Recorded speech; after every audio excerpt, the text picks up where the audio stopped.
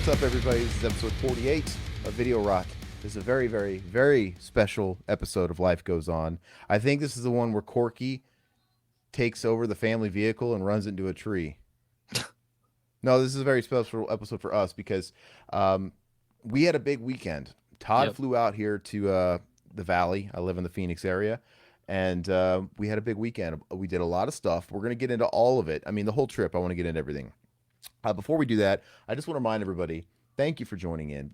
If you are new, if you're on YouTube, for example, please help us fight those algorithmic demons. And like the video, man. Leave a comment, all that stuff. If you like us, if you dig what you're watching, help us out. We got shadow banned a long time ago. Terribly. I don't care. It doesn't. I don't care either, but it doesn't bother me at all. But I want to be able to get out there to get the real ones, man. You know, I don't want no fair weather listeners, but you know, folks like you guys, let's try and get some more exposure. You know, if we can. We're also on Twitch. You can follow us at Revival House. Sorry, what the fuck is our Twitch? I don't know why I just had a brain fart. It's Revival House. Revival House, yeah, Twitch TV. All right. I got to make sure I bleep out that swear word because I keep failing at that where I end up saying a word that'll get us demonetized because it's like 30 seconds. So I got to remember to do that. Oh, well. Also, we're now on Rumble, much to Riverman's delight because he likes the Rumbles. And we're trying to see if we can shine amongst all the political crap that's over there. But it's a fun platform. It's just really confusing. Why don't you explain to them really quick how the Rumble works and where they find us? Do they just go to Revival House or do they go to Video Rot? It's so confusing, man. So basically, you just go to Rumble and you search Video Rot, and then once you'll hit our Video Rot channel. So it's basically Revival House is our main channel, but our sub channel is Video Rot. So just you know what it reminds Video Rot, one word.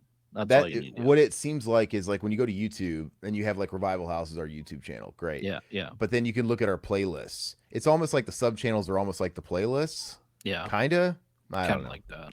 Well, anyway, let's go ahead and get into it. First, let's talk about if you have anything new that you've acquired, which we'll kind of roll into that with what we did this weekend.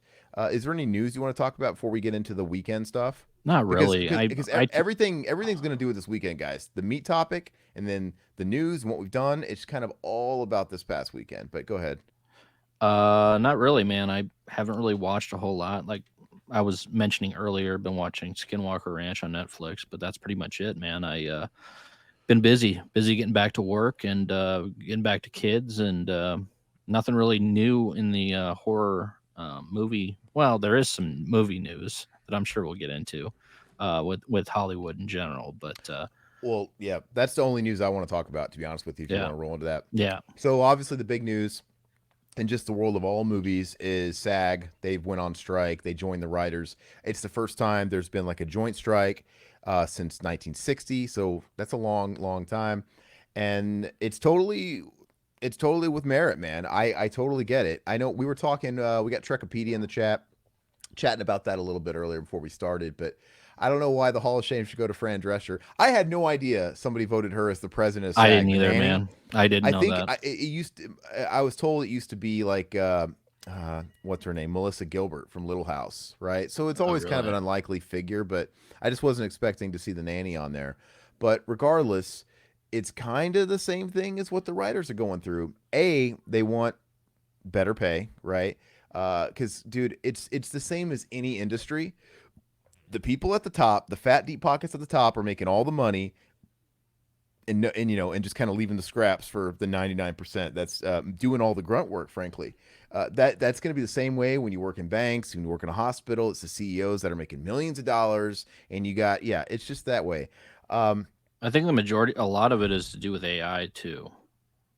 With no, we're getting there. That's step one. The second one is reform for AI, which is smart, man, because it's happening fast. I'm glad people have the wherewithal to really try and nip it in the bud the best you can, because everybody can see 10 feet in front of them that it's going to be an issue, despite what the big wigs are telling you, right? So there has to be reform for this, and my first prediction right away pretty much was confirmed. It was funny because I was talking to somebody about it early this morning, and it was confirmed today that They want it's going to be just like they're doing with voice actors, where if you get a job doing a video game, right? No matter how big or small your part, they're baking into the contracts now the clauses that hey, we can use your voice to help program our AI and use it later on for whatever game or whatever project we can use it to help the AI generation bot, and that's shitty. So anyway, I'm like, well, they're gonna do that with extras first, Yeah. right? That's first. Yeah. A lot of so basically they want to pay, and it was confirmed 100%. It was the SAG came out today and said one of the things that the studios were offering and stating they were trying to throw on the table that hey, we want to pay extras for one day, but we want to use your likeness in perpetuity, so Yep. that way we can just and it can be done. Can you imagine a big like cityscape New York scene, and over time you just have like a bunch of digital people just like kind of making up the streets? The same 1,000 people for every movie. Yeah, and it would just be rendered on the faces. Like that's insane. Yep. It's absolutely insane. And the obviously technology is going to technology, but the problem is you're using people's likeness, right? And they're not getting paid for it, and you're fucking people over, right? Mhm. So when you think about SAG industry standards, like I think the minimum is like what is it, $200 a day now, even for like an extra. Like let's say it's 200. You got to pay. I don't know how many people you have on a big budget film to have a lot of people filling those streets. $200 a day. You got to feed them. You got to maybe even wardrobe them, right? You got to do all these things. But hey, Yeah. let's just pay them once, and eventually we're gonna phase them all out and just replace them. Oh And sure God, man. enough, sure that's exactly the first place my mind went to, and that's what they came out and said later this afternoon. I'm like, I fucking knew it. And obviously, even the bigger actors are probably gonna try and protect their likes too, because, dude, I don't want nobody using me, even if I'm Tom Cruise. Unless, I mean, I guess Tom Cruise could sign away to use his likeness after he's dead, but I don't want to live in that world, guys. But Well, yeah, I mean, Hollywood's pretty much dead at this point, I think, well, with AI. the SAG came out, and that's what they said. Hey, that's what that was proposed to him by a lot of the studios. And there was an interview, an article in Variety rather, because John Cusack was on Twitter and he shared Fran Drescher's speech, which she was spot on, and he basically called it. And he was talking about how when he did Say Anything, it's like they have to report the numbers on a regular basis by law and stuff like that because he gets residuals. And he basically saw in the last time that he checked the numbers and stuff that apparently the studios lost what $44 million on Say Anything, which doesn't make a lot of sense to him because it was a pretty low budget movie for the time, Yeah. Yeah. and they made a lot of money. The problem is it's because of what they have been paying John Cusack and the people that deserve to be paid. I think it has something to do with that. And they're like, we're not going to fucking get in this game. We don't want to pay people. We want to make money long term, long term. And I don't think it's fair to say that, hey, we lost $44 million in this movie that's 30 plus years old. That's not the way it works, man. You make your profits, you roll into other films, and then you make your. But they're like just looking at micro analyzing this one film. It's like, dude, no, you got to pay people what they're worth. So Yeah. their whole idea is to just replace people. And even John Cusack was saying, no, 100%. They're going to try and sugarcoat it. They're going to say whatever they're going to say. They're going to act like, oh, it's a good deal. And we're not trying to threaten anybody. And it's not about that. But in 10 years, when AI is totally taking over those jobs, they're going to play dumb like, oh, we had no idea AI was going to take over my ass. And so everybody is just, the writing's on the wall. When I predicted it, and I'm a fucking lowly grunt, dude, I mean, come on. And then you had Bob Iger. You got Bob Iger come out today, and he basically said that what the SAG is asking for is unreasonable and unrealistic. Once again, so easy for these guys that are on the board that are taking home millions and millions and millions and millions of dollars every year to complain about there's no money, there's no money, the industry's bleeding, the industry's bleeding. They're still taking home their checks and they're still eating steak and lobster every day. Trust me. And they would, even after they pay people what they're worth, they would still be eating steak and lobster on a daily basis. But that's just how it works. It's just like I've worked at a hospital before. The gap between what the CEO or the CEO, the head of the hospital made, even from like the surgeons, the gap was like fucking insane. He made millions of dollars, right? And this is the kind of guy that wouldn't even be on board to approve general raise wages to their minimum starting wages for like the janitors or the people that work in the kitchens or the cafeteria because they're so tone deaf. Because they're like, oh, we ain't got the money. This isn't in the budget, right? This ain't in the budget.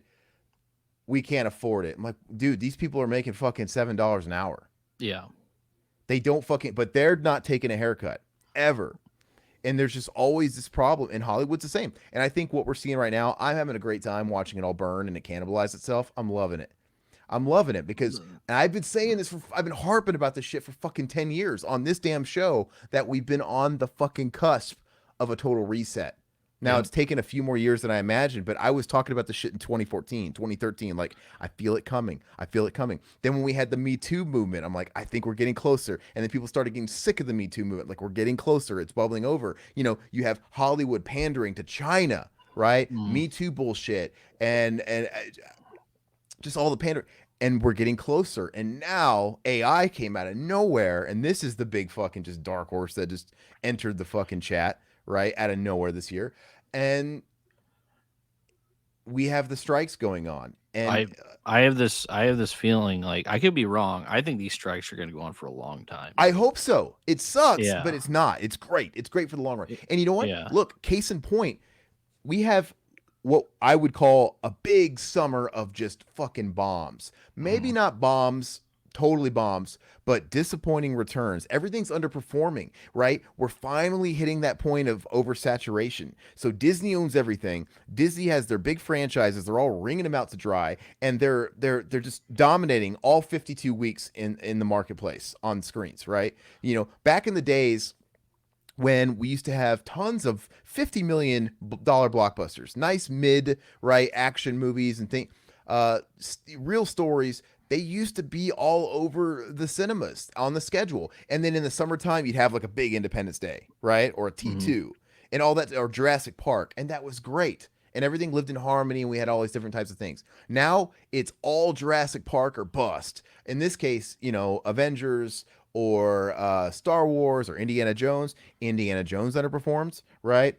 Marvel's been underperforming. Guardians of Galaxy 3 underperformed. The Flash fucking tanked. Yep. Ant-Man and whatever that new Ant-Man movie fucking bombed.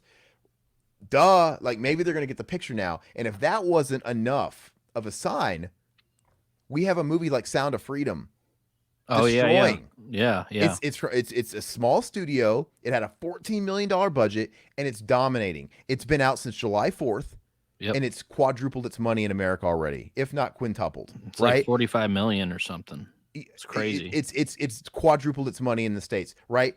That should show them, like, look, guys, Yeah. it's not all about these fucking 250, $300 million tent poles. Movies are getting. You remember when Waterworld was the talk of the town? How Yep, expensive yep, it was. I think yep. Waterworld was like $1 million, or sorry, 100 million, which was Mhm. huge at the Yeah, time, yeah. big. And inflation's not even in the conversation here because it's not, because they've been making $200, $250 movies for about 10, 12 years now. And the thing is like, let's take the Avengers movies. Look at those Phase One Avenger movies, and then look at where we are now. They got drastically worse looking. Oh yeah. The budgets increased, but they got shittier and shittier looking. Right? To me, it hit the wall. Look at the CGI, the turn and burn. Like, they're pumping out some of these damn movies that they pretty much put these animation studios up against the wall to turn and burn and get the shit done, get the shit Yeah. out. And they've been vocal about it because everybody was shit talking the Flash and how bad the CGI is in that new Flash. And then somebody that worked for the studio, I guess, was saying, like, that's what happens when they give you like fucking so much. They give you these dates, and you have to produce because they have a monopoly on the industry. And if you don't produce or you're vocal about it, they're gonna blackball you, and you're not gonna be able to do any more of their movies. And they're making all the movies right now, so it's just this whole big catch-22 bullshit. And then I remember when Black Panther came out, and I saw the end of that movie. It's like, dude, the CG, it's all CGI, and that fight looks terrible. It's like CGI looked real bad when it was coming up in the mid '90s, and then it looked really really bad in the early 2000s, and even up until like, mid 2000s. And then all of a sudden, I think we peaked in like 2010. 10 years ago, I thought it looked. Well, I was like, I think we've hit we've hit the max. It's looking pretty good, and then it's just taken a big dip again, and it's looking worse.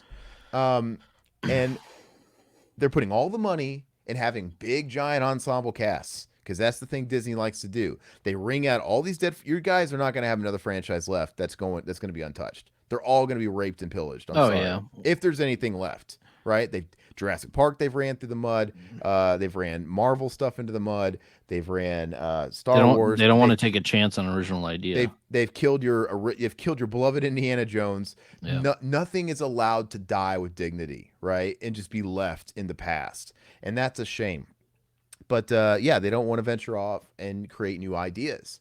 And that's just what they've been about. They've been about let's wring every penny until we start seeing diminished returns. But now we're seeing diminished returns. So with those diminished returns mixed with seeing a movie like Sound of Freedom do so well on a small budget and get good returns, maybe even if like Hollywood doesn't burn to the ground, we all know they're good at chasing the market trends. At least chase that trend. We could let's do smaller movies, man.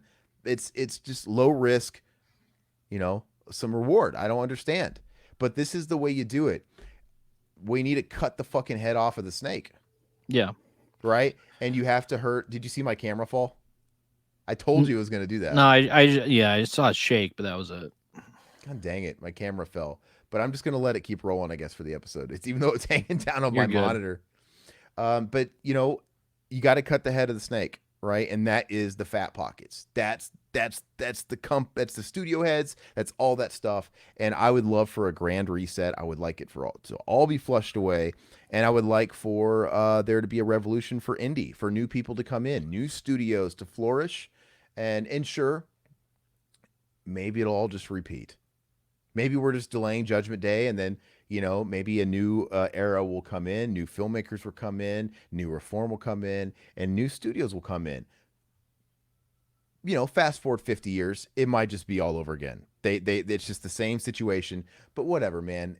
Let's start it over because this is bullshit. I miss real movies. I'm so fucking sick of streamers. I'm so sick of the streaming movies. They're trash. Oh, the content, it's so bad, dude. And then what else you got? I'm so bad. I'm tired of the era of the series. I get it. They're great. There's so many good shows out there, but I'm so tired of it. I can't keep up with it. I can't dedicate my time to a series anymore. Exactly. I was talking with this the film that we're doing. I met with somebody that owns a house that's going to let us film there, and I was shooting the breeze with them, and he was of course talking about series, and him and his lady love series, and he was like, "Have you watched this? Have you watched that?" And I told him, I was like, "Man, I love series like everybody else, but I prefer films because I'm getting older and it's hard enough. I got a backlog as long as you can see as it is with movies. Yeah." The demand of my time, a series, like, dude, I can't watch a whole series. There's so many of them, and they're gonna take I don't even a season, 10 hours. But if it's a whole series, it's 10 hours a season. It's ridiculous. And as much as I like watching a good series and I really get, sucked into those worlds, once I've watched a whole series, I'm done. I'll never go back to it. Watch it Breaking Bad is one of the greatest shows of all time. I don't really think I'm ever going to watch it again. But that's not the way it used to be because I still go back and watch a lot of the old series from like the 80s, the 70s, like the 90s. Quantum Leap's the only exception, but comedies, sitcoms don't count. Sitcoms don't count, right? Because those are not like big, long narratives, right? You know what I mean? They're standalone episodes. I can watch Seinfeld does not count, Todd. You give me a look like you're going to challenge me.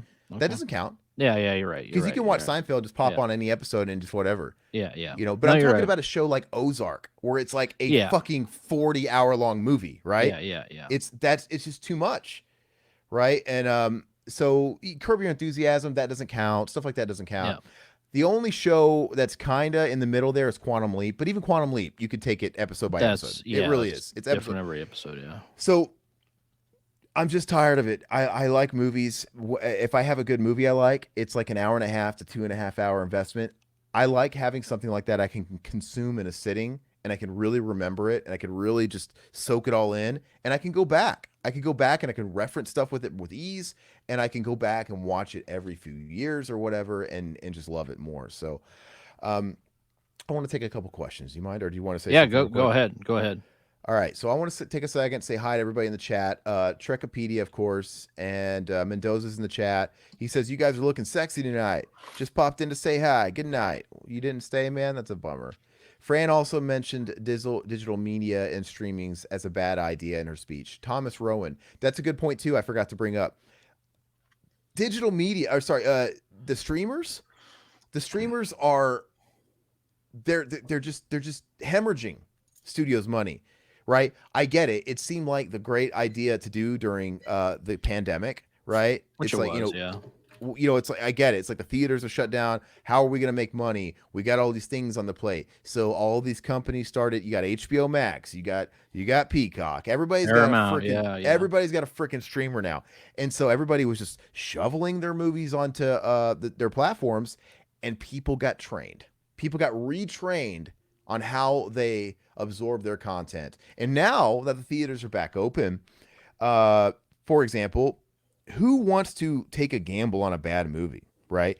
It costs $20 to go see a movie if you want even the smallest of snacks. Let's say you got a family. Let's say you Paying got two kids. $100 for a family, man. Two kids. Yeah. You're spending $100, right? Or you can just wait 3 weeks because they've done it to where look, we're gonna have we're gonna have the Flash in theaters. It doesn't look that good, but it's kind of a novelty. Michael Keaton's in it. I'm kind of interested just to see his parts, but I'm not paying to see that shit. Oh, it's coming to Max this week, I think. It was in the Oh, really? it was there 3 or 4 weeks. Yeah. I'll wait, right? Evil Right. Dead was like a month. Yeah, and especially when like I said, when they own the IP, that's the way it is now. So, for example, look how fast the Halloween movies, Halloween Ends or Scream, the Scream, both the last two Scream movies, they go to Paramount so fast. Yep. Even though they're hits. They're hits. So they make a horror movie especially is going to make all its money in the first couple weeks. So they feel like, well, it might make a few $1,000,000 more if we leave it in there taking up space. We would rather clear that space, not pay those costs. Maybe even put another movie in there of ours, but we'd rather nip it after 3-4 weeks and put it right to our streamer and get another influx of traffic on our streamer. Yeah. So now that we've been trained to that, it's like, why wouldn't you wait? Especially if it's a below average movie and you don't know if it's too expensive. It's not worth the risk. Even HBO, the stuff is getting more expensive, but HBO Max is like $15. Peacock is a lot cheaper. A lot of them have Netflix like is lower like 20 now, isn't it? 20. Some of the stuff like Peacock and Paramount, they have a lower cost to entry because you can get like the cheap plans that have ads. Yeah. I think they're still under 10, like maybe $8. Okay, that's way cheaper. But or even if you don't have them, get a trial. Yeah. You really want to see a movie that bad, get a trial and it's free. Yep. I just, or if you want to just get it for 1 month, it's so much cheaper. So they've shot themselves in the foot. And now I bet you $1,000,000 they're wishing they could turn back the clock and be like, we did this wrong. Right. Oh, yeah. Because, and that's why you see all these studios or these companies pulling their movies from their streamers. Right. It's made ads. It's made waves that Disney was pulling a whole bunch of their content. HBO Max pulled a whole bunch of other content, including some of their original shows. Granted, they're not like the ones that I'm going to miss. But still, it has you asking, like, why? Well, they don't want to pay residuals. Yep. They don't want to. They've got like I think Josh James brought it up in our chat. Paramount doesn't have even close to all the Friday the 13th movies. Yeah. Yeah. Why? Yeah, Because exactly. why? Like maybe they're like, well, these are just the shitty horror movies. We're not going to waste money on paying the residuals. All these actors that probably need it. It's really disgusting, and it's like, dude, look at the mess we've made. And people are going to become accustomed to the streamers, and they're going to start giving you less. They're going to start charging you more and taking away. They're weaning you off like what they're giving you. That's why I hold on to your physical media. That's all I can say. I can't harp about it enough, man. It's just real. Ali P the Goddess, Blue Beetle is going to be another failure because the star isn't able to promote it. True, right? So with the strike now, they're not allowed to do anything that basically helps the studios, right? Yep. And so there's been a lot of talk about conventions and how that's going to, and it's really vague, but I think that's pretty much been figured out pretty quick. So they can't go to conventions if it's part of a promotional trek. That's why San Diego Comic-Con, that's why they all had to pull out of San Diego Comic-Con, because that's about new movies. That's about like promoting your new movies. The Yeah, cons that we go to, they're all fucking washed up hacks that are living off their past, right? It's I don't I'm just say I'm being facetious, but I love a lot of those guys. I'm just kidding. But even then, it's the conventions that are bringing the artists there. It's not the studios. So now, I guess one question that's fair is: are they going to have any kind of issue with what they can sign? Because from what I understand, it's like, hey, that's a it good doesn't. question. But it doesn't sound. It sounds like if they're, I don't know, If it's man. already out. Yeah, I watched that But Sean you're Clark's still. video. But Did you it's watch but when that? you but what's that?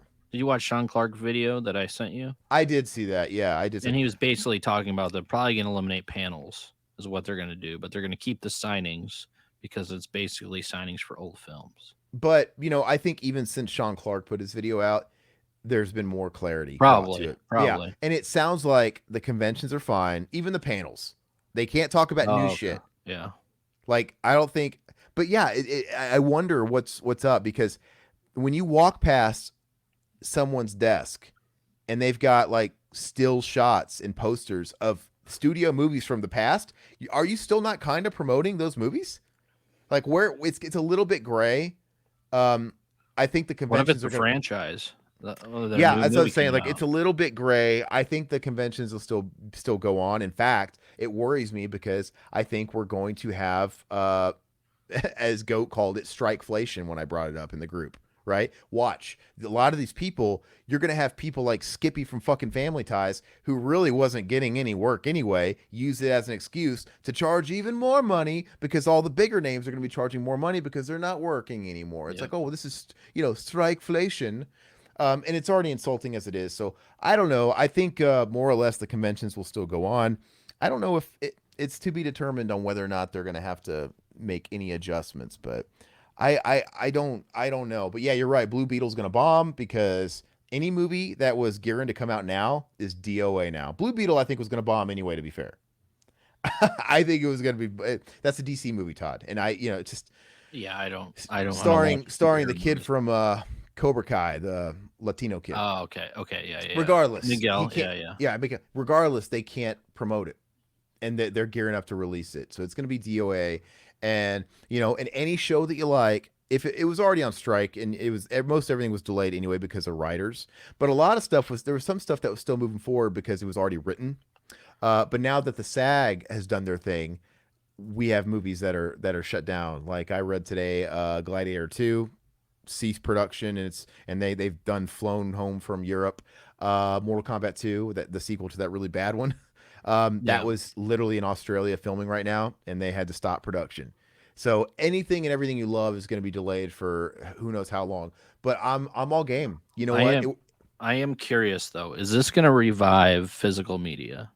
Is this gonna help out physical media Um, with all these studios and the streamers and everything like that? Like, if it can somehow makes people turn on streamers somehow, I don't know because I don't know. But all I know is like I don't know if this really affects me that much because I watch old movies anyway, man. I I? don't really. Yeah. It's like I'm so over new movies, and they're just most of them are shit anyway. So it's like, I'd rather have the chance at a new era of good new films again, and not having these new shit that I don't even watch Yeah. anyway. Yeah. It's like I'm not watching the fucking new shit anyway. So I don't care if there's nothing new that doesn't come out. I don't care if a Mortal Kombat 2 doesn't come out. That first one was dog shit. Yeah. Why It's do I been about care? 15 years since I saw some. You know, Was you know what I actually mean? worth it. Yeah. Yeah. I've got enough old stuff to keep me and tide me over. That's just Yeah. my take. Um, let me see. What's up, Will? Sorry, we didn't say hi to you. Let's see. I think the industry is in burnout. The movie industry has gone through periods of burnout, but it always bounces back. I want it to bounce back in a good way. We need to change. We have been stuck in Yep. this. It's been over 10 years now. 10, 11, 12. We've been in this weird dark age, man. Yeah. Since I like 2010, I want to say. I heard Quentin Tarantino saying the 80s was a terrible decade for film. That's crazy. It just depends. I mean, compared to the 70s, maybe. I mean, I think the 70s is king, but it doesn't matter. The decade we've been in the last couple, like, is the worst, dude. Dark ages. 2010, all the way till now, Yeah. total dark ages, man. Yeah. And this can't just be me being a boomer. Like they don't make it like they used to. I but it's true though. Kids are gonna love it. Kids love the content they're spoon fed now, and they're gonna grow up with nostalgic feelings towards it. I don't think you're ever gonna change that. But it's just dog shit. So I'm here to say, yeah, they don't make it like they used to anymore. I don't care. Fucking boomer. I mean, dude, No, I agree. the '70s is not my era, and I don't think they've ever topped the '70s. Well, I can watch Oh, I can watch shit from the 70s, the 50s, the 60s. six, I can watch all that yeah. shit, man. Um, But let's see, Thomas. Let's see, yeah, Apple Plus. Oh, sorry, Ali P got us. Well, they're not even really series anymore. They're just King movies or mini movies. You mean? If the shows were longer, like before, you'd have less. It's content. They need padding. They got to fluff it out. They got to justify what they're asking for their streaming services. Right? It's so dumb. The last movie I saw in theaters was the last Spider-Man live action. The new Transformers movies possibly on Paramount Plus as of this week. Yeah, I don't even know anymore, right? I can't keep up. Fast and Furious is too. I don't know what they do. Yeah. That explains why you're better off buying DVDs or Blu-rays, even CDs or vinyl at this point. That also explains why I'm better off with Power Ranger actors instead of the higher priced actors. Just ignore the worst AEW world champion at ship at the present time. $100 for a meat and roast, by the way. Okay, so on that point, big actors versus like TV actors. I'm gonna go back really quick to Sound of Freedom. Okay, people saw Indiana Jones. I'm not saying nobody saw it, but considering how much it cost, it underperformed bad. It was a bomb. Okay, so it won the weekend it came out, but not with it wasn't as impressive as they needed it to be. Now, it did 60 million holiday weekend. July 4th. It was 300 million to make, right? Probably Yeah. but 4-day long holiday July 4th weekend. That's a big holiday weekend. Yeah. Okay, it did 60 million for a long holiday weekend. Yeah, yeah. That's not good for a movie like Indiana Jones. So, and then you have a movie like it's starring Harrison Ford, and it's a huge storied franchise. It's got all that under its belt working for it. Then you have Sound of Freedom starring Jim Caviezel, who's not he's not an A-list like star leading guy. He's not. The last thing I saw him in, he was the bad guy in Escape Plan. Great.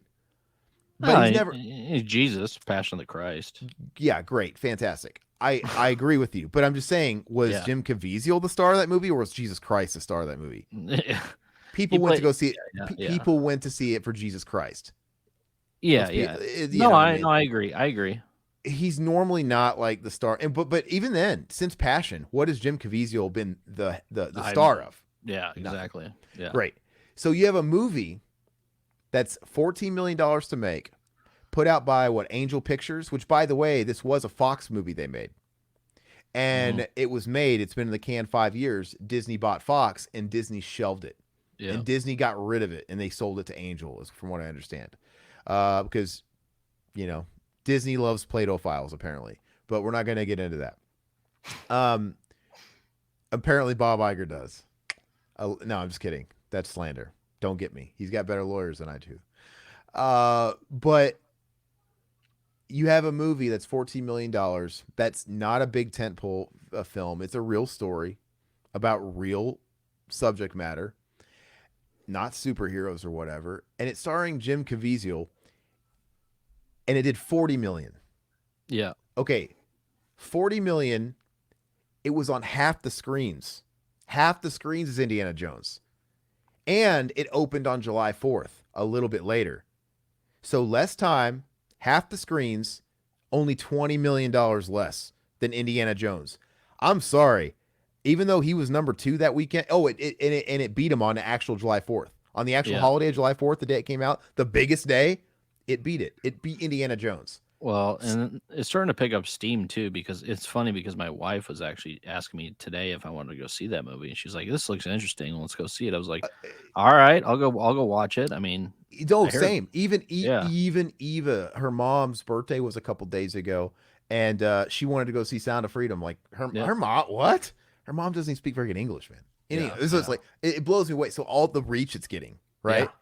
On and TikTok and everything. Yeah, it's so and that is a good thing. So when you have a movie like that toppling a giant franchise, I think it's time to stop ring and Yeah. stuff out. I think it's time to let shit die. Hmm. But anyway, oh man, I feel like I could talk about that forever, but we got more stuff to talk about. But we're gonna kind of it'll all kind of play into what we're gonna get into. But before we get into our weekend, how would you like a rousing round of Name That Keno? Let's do it. All right. Hopefully, I have done you guys all justice. Todd, as usual, you cannot look at the comments. I will maximize my screen so I can't see Maximize the. anything. All you have to do is turn off the comments. By the way, you can't just hit the comment. But I have it maximized. I can't see any okay, comments. all right. People in the comments, feel free to play along. Todd's not going to be able to see. No, I can't see it. Okay, so let me go ahead and pull this up here. Hopefully, we're going to have some fun today. Todd, Kind of worried on this one. name that Keno. Return of the Living Dead. No, Return of the Living Dead 2. no, not even close. By the way, just stop on the Return of the Dead. I want to save Stripes. No. Wonder if I can make this bigger. Does that get bigger? Or no, is it just blow it out? No, that doesn't get bigger. Okay. Sorry, guys. So this looks like it came out in the 80s, from what I'm seeing here.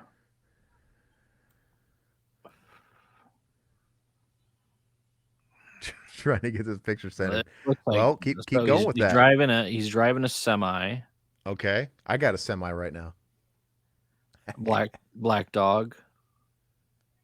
I appreciate the guess. I appreciate the homework you're trying to do with that with the semi, but no, that is not Black Dog. Does that look like Meatloaf to you? I think No. not. Over the top? No, it wouldn't be that. That does not look like Stallone. I didn't know if there was any other character that was... I don't know if you ever see another character in Over the Top actually behind the wheel. You just see like them all at the tournament, like a you know. Maybe but I don't not. I think he's the only one you actually see behind the wheel of a big rig.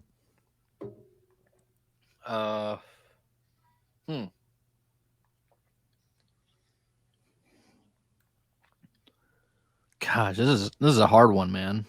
Well, that's okay. It's supposed to be. So if you guys are not familiar with the game, I have at least 3 images per flick, and they're designed to get easier as you go. So the first one should be the hardest one, and it's pretty hard, and then we'll get a little bit easier. And the way we do it is, by the time we get to the third one, it's a gimme. So to get real credit in this game, to get real clout, you have to guess it in the Terminator. first 2 guesses. It's not Terminator. But I'm looking at the guesses. So far, you guys don't have it in the. So I'll let you know because they're not right. Allie P. Goddess, Child's Play 3. No, good guess though. I could see maybe where you're getting that. Thomas, Buried Alive. Nope. But yeah. So if we get to the third slide, Riverman loses because it's pretty much a gimme. There's a couple of these I think I had like last time where I have a bonus couple of slides just for fun because I want to acknowledge them. But you know. So are you ready for hint 2? I am. I All right. don't know this. We are going to get a little easier. Like I said, I think I did pretty good in that department this week. I'm pretty good at that in general. Riverman is not. He likes to fucking make me suffer. It's like I feel like Rivermans are like all like level 10. Like, dude, this is supposed to get easier. It's like super hard and obscure. My super mediums hard, are a little difficult. And then it's like then it goes to gimme. Like Yeah. But anyway, all right, Todd, slide number 2. Name that Keno. Planet Terror. That's a great guess. Sorry, but wrong nonetheless. Slither. It's a great guess too. Wrong nonetheless. I almost did the 3 Ninjas guy, the FBI. Okay, so the nurses. I'm going to give you 5 total guesses. You got 3 more. Jason Goes to Hell. Nope. Halloween 2. Nope. Halloween One more 1. guess. No, Halloween 1. No. Just let me know when you're ready to give up, Todd. I might give you a couple more. This is difficult, man. I don't even know if I've seen this movie. Have I? I feel everything, unlike you, everything I've done, you've seen. I know you've seen. Okay. Unlike Todd giving me shit that he's not confirmed that I've seen. I'm just assuming. You know what they say about people that assume. Yeah, assumption is the mother of all fuck ups, right? That's what. Makes an ass of you and me, but okay. No, that's from Under Siege 2. That's what Oh, you know what's funny? I was just talking to my mom yesterday about that. I was like, I want to see Under Siege 2 because I love it. I don't hate Under Siege 1. It's one of the better what's it called? Steven Seagal movies. Yeah, And I was like, I gotta watch Under Siege 2. I'm sure it's not as good, but just to say I watched it. And my mom was like, oh, I hate that movie. Because Casey fucking Ryback. she loved the first Under Siege. Anyway, that's so funny you brought that up. But no. No, I don't know from this photo. All right, so we're gonna go to slide number 3, which is gonna give it away, and Todd has officially lost this round. But we have 3 movies total. He could still win the overall game. He lost the battle, but the war is far from over. Now, Todd, name the obvious Kino. Okay, New Nightmare. The first slide was when Dylan was Yeah. crossing the street, and the guy's like, God. and obviously the slide before this was them reacting to reacting to Freddy pulling Julie in the air, invisible. Yeah. Ugh. All right, and then I have another slide too. I think this one's iconic. I love that. You know what? For as flawed as this movie is, like it's a better idea than it is execution.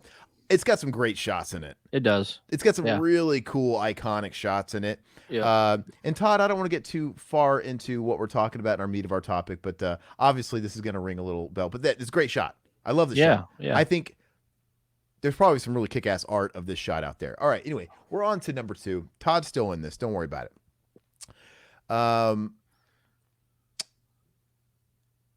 Let's see. Thomas, you guessed New Nightmare after I basically said it. I looked at the timestamp. It was funny. My mom was playing the game too, and I was like, "Mom, I already said the answer," and she scolded me. She's like, "I had it in before you said it. I had it in." I'm like, "I'm sorry, jeez, Louise." All right. Anyway, Todd, he's going for 2 out of 3. He can still win this. Todd, new film. Name that Kino. Everybody, place your bets. Get your guesses in there. Here we go.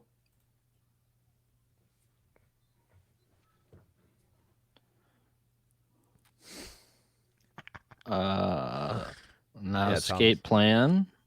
Go through all the prison movies. Just go run them all.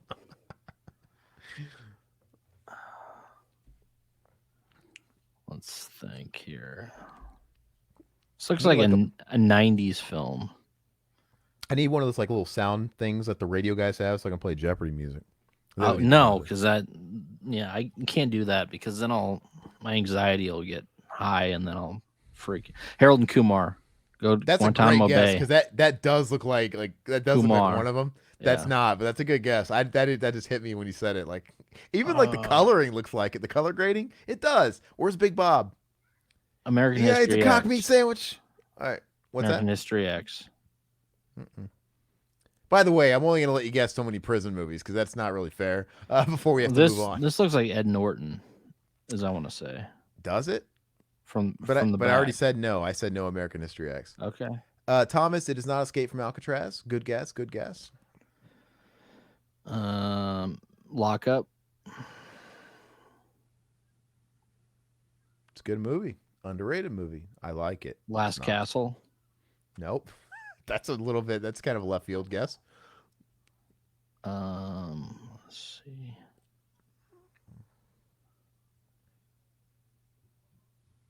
This is the movie with Vince Vaughn. That Cell Block. Cell Block No, it's not. 99. No, it's not. Okay, I think you're ready for another one. 'cause Assault I on don't think you're- Precinct 13. I don't think you're gonna get it. Assault on Precinct 13 is not a. That's a jail, but it's not a Prison. I know. They don't have like the jumpsuits on.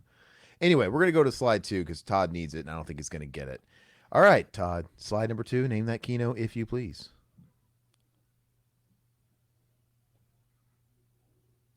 I think I did a great job with my layering. I think I did. I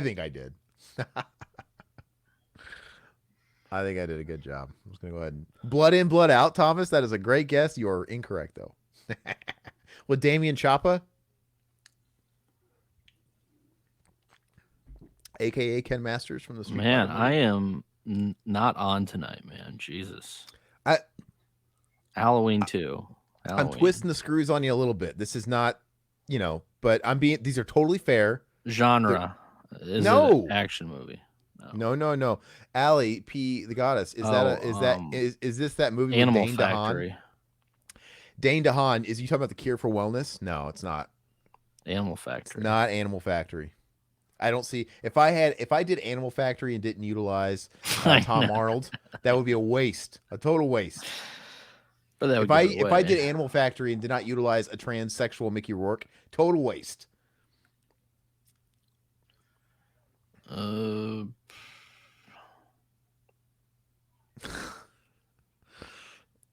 You got to fire off a couple guesses, man. We got to keep it going. We're gonna put people to sleep. Are you what guys enjoying this? what genre? Give me a I genre. can't give you the genre, man, because this is for all the marbles.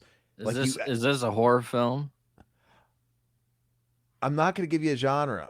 Ask me. I don't want. I don't want to help you win because you've been so cruel to me. You can ask me a rating. What do you mean a rating? What's the movie rated? Oh, what's it rated? Okay. What is it? R? Rated G. It's R. As this guy's about I to mean, stab somebody. what isn't rated R? Silence of the Lambs. No, it's a great guess.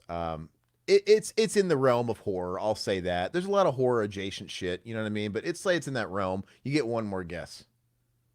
Um,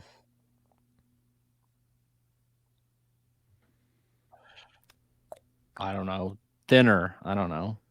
I don't think there's a single jail in Thinner. I But don't know this white man. man from town. Yeah. All right. Anyway, Todd loses this round again. Todd, name that very, very obvious Kino. Oh my God. You remember me? You Okay. remember me? Nightmare remake. I've only seen this once, and I saw it with you. How am I supposed to know this? We are giving the Freddy thing. Remember, we got the Freddy thing. Did- You remember me? If I would have given this to you, you would have not known this. I've seen it though. That is You've the rule. seen it once with me, right? Doesn't matter. Look, dude, let me tell you. Look at the drab brown colors. That is the main guy when he wakes her up at the end. That's Rooney Mara. I don't remember any. I just remember how shitty the movie was. That's all I remember. It's a bad flick. And this is I think it's the opening scene of the movie. He's in a dream and the lights are going to turn off and he's all of a sudden in the boiler room. And he's like, you remember me? It's real. Aha. It's not Hostel's a good guess, Thomas Rowan, because this Nightmare on Elm Street movie, the Platinum Dunes movies that were coming out, and it was a thing during this era where everything had this weird green color grading to it. Yeah. It was like the green color grade, and Hostel has the same thing. You can see Todd kept guessing 80s, and to me it looks a lot like a 2000s early, because they were just so ugly. I just hated the color grade. And it wasn't just horror that was doing it, man. It was like Gone in 60 Seconds. It was a lot of freaking movies. But real ugly. I can spot. It's like the somewhat recently I watched the Assault on Precinct 13 remake, speaking of which, and it came out during this time period, and it's got this ugly green 2005 stink all over it. The movie was okay. It actually wasn't too bad, but it's super dated. But yeah, I think it was pretty fair. Okay, but that's okay. Maybe Todd's not going to get 2 out of 3 this week, but 1 out of 3. I definitely wouldn't have gotten that one. 1 out of 3 is still pretty good, and that's actually what I don't think any of us have. We missed as we had any round where we missed all of them. Maybe Thomas. Oh God, no! Even I want to forget about that Nightmare on Elm Street 2010 movie, where every dream sequence is in the same boiler room. It's like not very inventive at all. Okay. All right, we're going to give Todd a shot at redemption here, so it's not a total washout for him. Todd, name that Kino, if you please. Nightmare 4. Todd's on to my theme, isn't he? It is not. Nightmare 3. Nope. 2. Nope. 1. Nope. 5. Nope. Freddy vs. Jason. Nope. I like how you were going in order, and then you're like, no. It's not. Is Robert Englund in it? It's not a nightmare movie. Is Robert Englund in it? No. Okay. I'm glad you're thinking that way, but no. Yeah. Any guesses, guys? And this is a very hard image, This is right? a terrible one, man. No, it's not. No, it's not. When we get there, it's not. Trust me. Saw. No, it's a good guess. It's not a terrible one because it's supposed to be really hard. And I would only do this for a film. These. Okay, maybe the last movie. Maybe I guess Todd's probably only seen it once. But along with like New Nightmare, I know you've seen New Nightmare a number of times. You should know it. So when we progress, you're gonna realize this is not Return of Living Dead. No. Can we go to the second slide yet or no? Yeah, go ahead. Okay. Todd. People under the stairs. No. Name that Kino.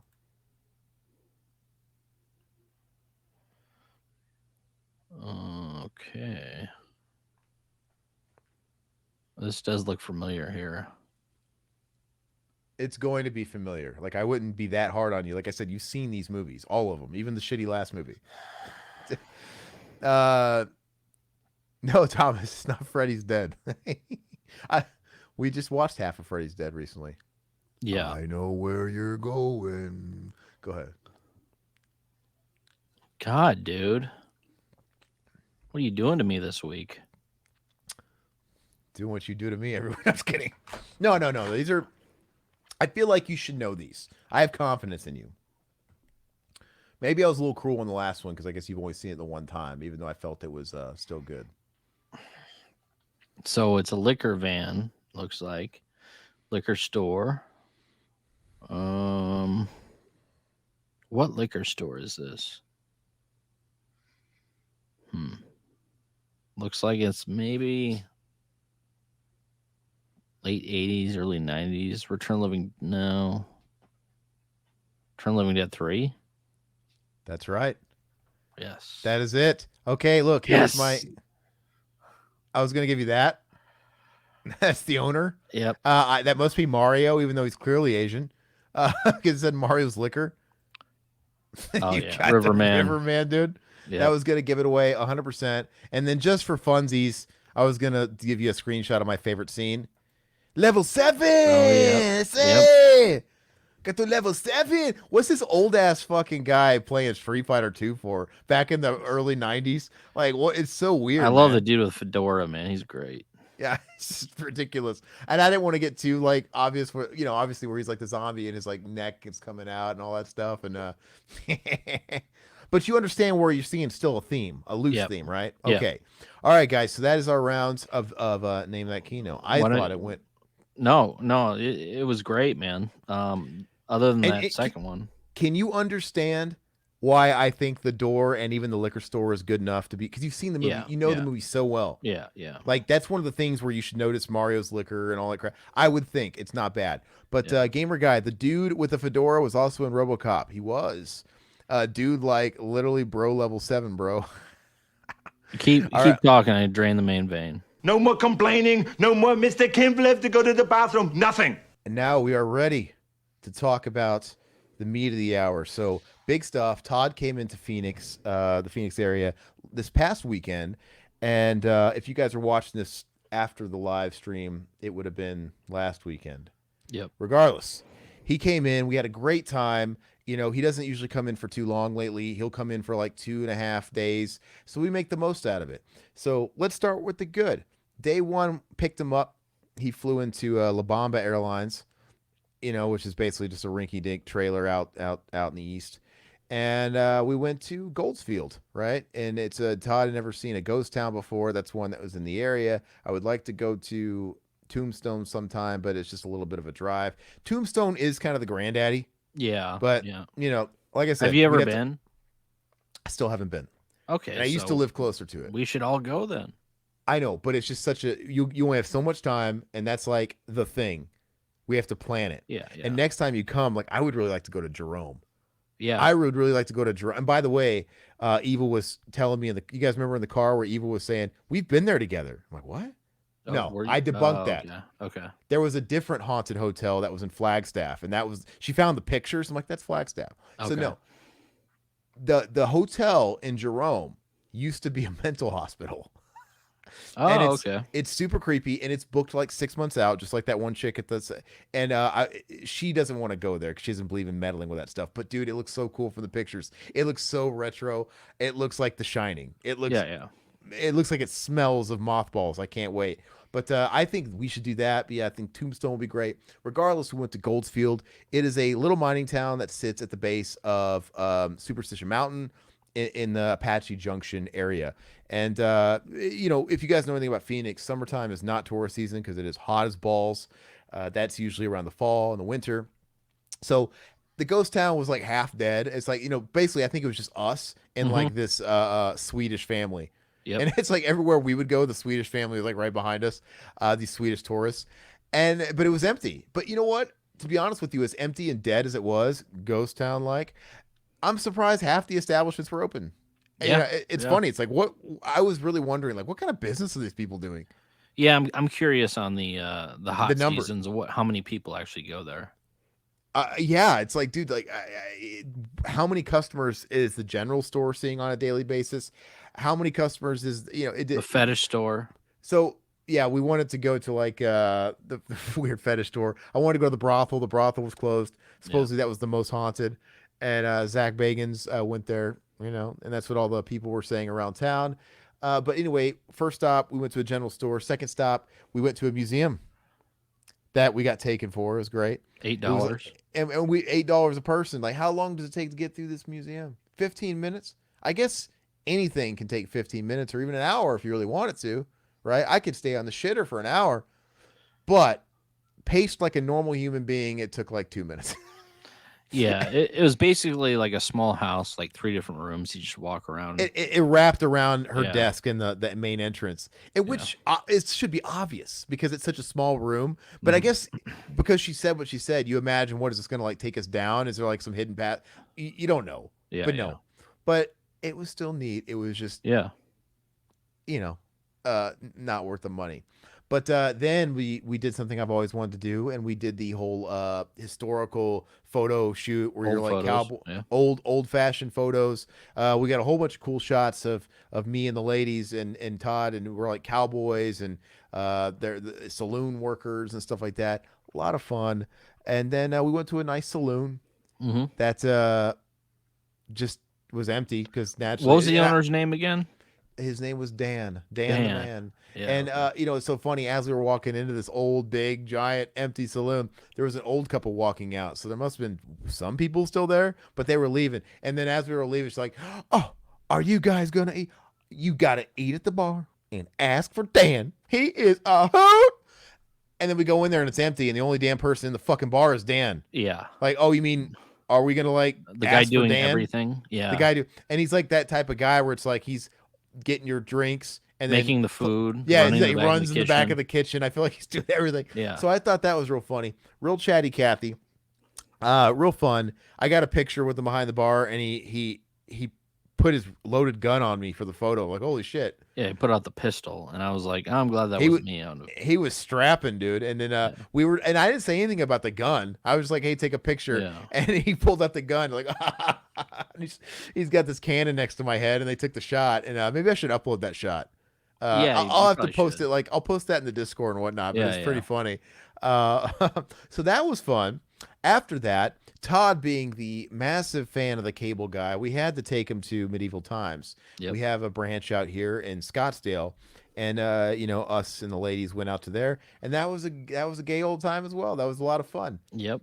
It was you get what you pay. It's, I don't know. I guess you're paying mainly for the show. You got to eat a rotisserie chicken. They haven't changed the menu in probably 20 years.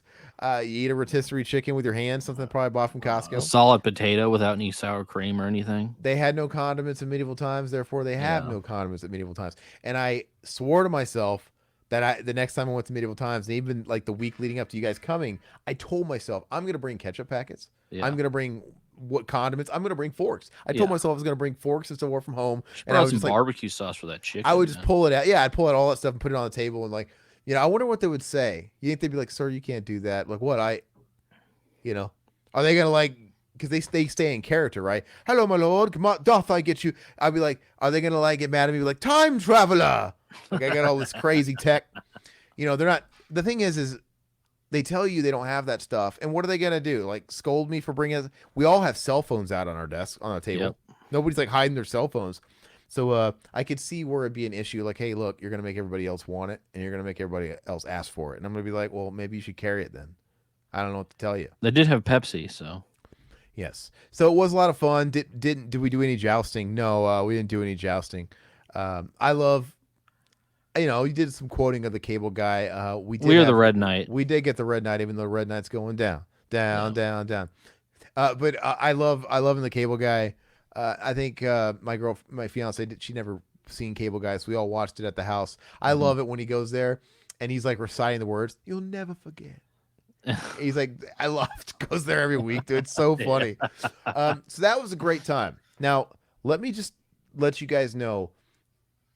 I mean, it wasn't the only reason Riverman came out, obviously, to hang out and all that great stuff. But a huge centerpiece of the weekend, the big thing was Mad Monster Convention. And he came last year and it was a good time. And I convinced him, yeah, come out. We got to meet Freddie. He was the one. And he's a huge draw when you guys go to these things. And, and you could tell business is way booming this weekend. It was more than last year. Yes. Because that's just the kind of stuff Robert Englund brings in. So that was our main thing. So we went there. Todd even bought a glove. Is he going to show it? No, but I was gonna pour a shot for my good friend Robert Englund. Okay. We're talking, which is going to get us into it. Talking about him. Sorry. It has been a long time since we've added a new inductee into our Hall of Shame. I don't know how long it's been, but Fred the Hammer and Tom Savini have been quite cold and lonely. And this one hurts. To me, this one hurts more. But Yes, it is absolutely. it is my dishonor that we have to induct Robert Englund into the Hall of Shame. Oh God. Not just induct him, but literally say fuck him in his ass. Fuck him in his ass. I don't care if this got back to him. I think what he's done is shitty. And we'll get into it. So like I've already said, he was the big draw. When Robert Englund gets announced for these things, it's a big deal. And like I said, I firmly do not really believe in the autograph thing. If you want to pay for autographs, that's great. It's just not for me. It doesn't mean a lot to me. Let's just say that. That's fine. It's cool if you like it, but I never really understood it. Like I don't really care so much about pictures either, and I don't understand the novelty of getting stuff signed usually. Like never mind the fact that the prices have gotten so egregious and exploitative and just abusive lately, right? But like I said, it's the business, it's capitalism. People are willing to pay it, supply and demand. The fans, it's not shorting on who goes to these things. Even though the people still go out to these cons in droves, even though people jack up the prices. It would be interesting to know if each person's getting less autographs when they're there, right? I would assume so. Because you go there for the vendors, you go there for a lot of stuff. And I remember obviously the convention scene really blew up in the mainstream fast, and it started with The Walking Dead. That it was The Walking Dead that brought, because you had suddenly the show about zombies that was horror adjacent, and it got real big on a mainstream level, right? You had these people like Norman Reedus and stuff, like really hot actors, a part of a genre show. And so they were doing the genre conventions, and everybody's mom and their fucking daughters who just swooned and had Daryl posters on their walls were going. And every time you almost if you were an actor, you probably wanted to get killed off on that show, because it was like clockwork. They'd get killed off and they'd be on the con season sweeping them, and they do well. Herschel did well after he got killed off. The girls, the little, look at the flowers. And when we went to stuff like KC Crypticon and stuff like that, we'd see all these new cast offs of the show. They were the number one draws. Oh yeah, Walking Dead was huge. Even the ones that just died, they were the number one draws. And then when Norman Reedus would go to those things, he was banking hundreds of thousands of dollars for a weekend. Oh, I'm sure he was. Yeah, doing so much, and he was milking it while he could. Why not do it? Anyway, that's where it started. And even back then, you were still getting autographs for like $25, right? Yep. And at the time, you were getting like a selfie with it. Oh, sign something, get a selfie, and sign it, get a selfie. Now everything is not only just blown up in price and ballooned, but now everything's a la carte. So, for example, Robert Englund charging fucking $125, $150 for an autograph. Fuck you. But That doesn't include a picture because he doesn't do pictures. You have to get his pro photo op for $350, right? Okay, now let's say you're not Robert Englund. You're just somebody else that's on the main floor. Because Robert Englund, by the way, he was not he could not be bothered to be around the normies. He had his own fucking cockroach cave somewhere. But anyway, we'll get to that. Let's say you're just a normal person on the floor. Let's say you're Dylan McDermott. You know, he was there, right? Just throwing somebody out there. You're gonna pay $80 for an autograph. And you're also gonna have to pay $80 for a table selfie. You might get lucky and get a bundle price and get $10 knocked off, like 150.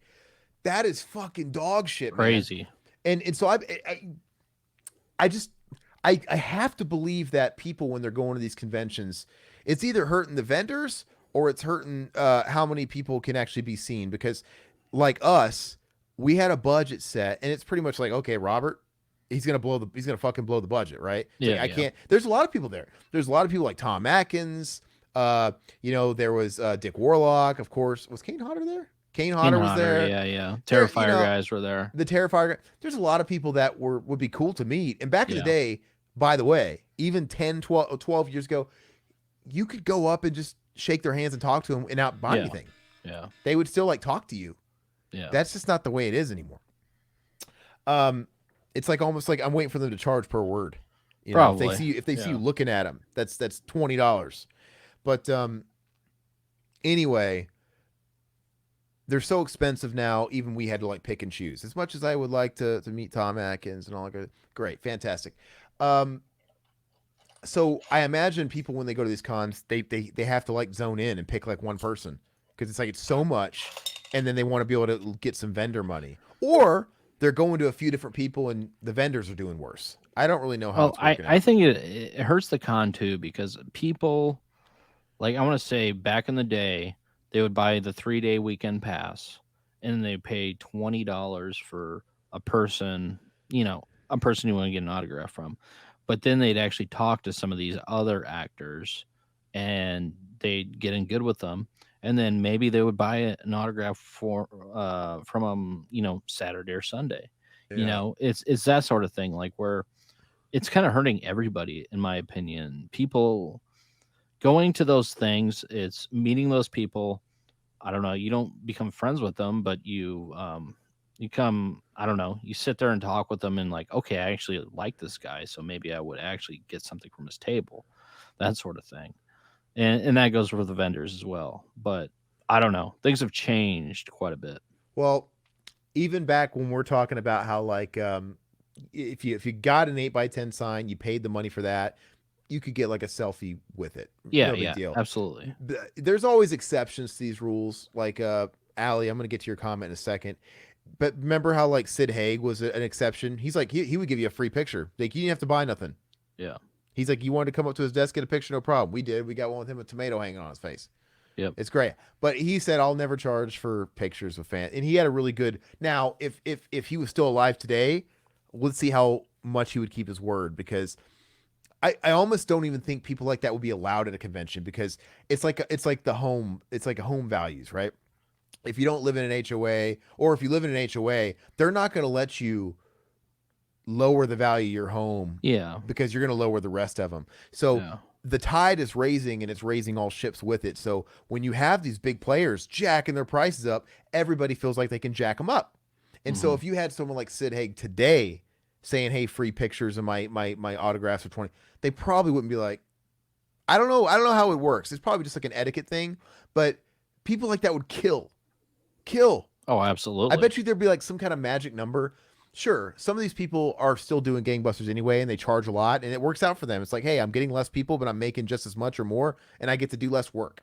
But maybe there's like a magic number where it could be at a certain dollar amount where it's like really alluring, and you just get droves of people for it, and you end up making a lot more. Okay, Sid Haig charged $40 in 2016, so he was keeping up. Okay, so that's what Allie. That's 100% right, because 2016, that sounds right. Because we saw him before 2016. Yeah, we saw him before that. Yeah, we saw him in like 2014 or 2013. Yeah, so I don't know. So even in a few short years, he doubled his price. Okay, and that's par for the course. Because back in like 2016, people were still charging 40 and 50, and it's now just blown up like crazy. So let's go ahead and talk about Freddie. Okay, so to add insult to all this injury, Riverman bought a prop glove because he wanted to have it signed by Robert. And like I said, I'm not a big guy with signatures. I never do them. Not a big deal to me at all. Waste of money, in my opinion, for me. But I was going to make the exception for Robert, even though I knew his charge, what he charged is insulting. I'm like, you know what? Robert's going to kick the bucket. He's old. That's one of those guys. He's the guy.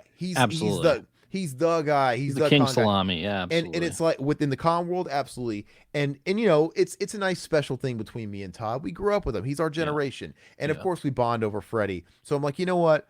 I will bend, I will swallow it, and I will do it because I wanna meet Freddie and have that memory with my best pal.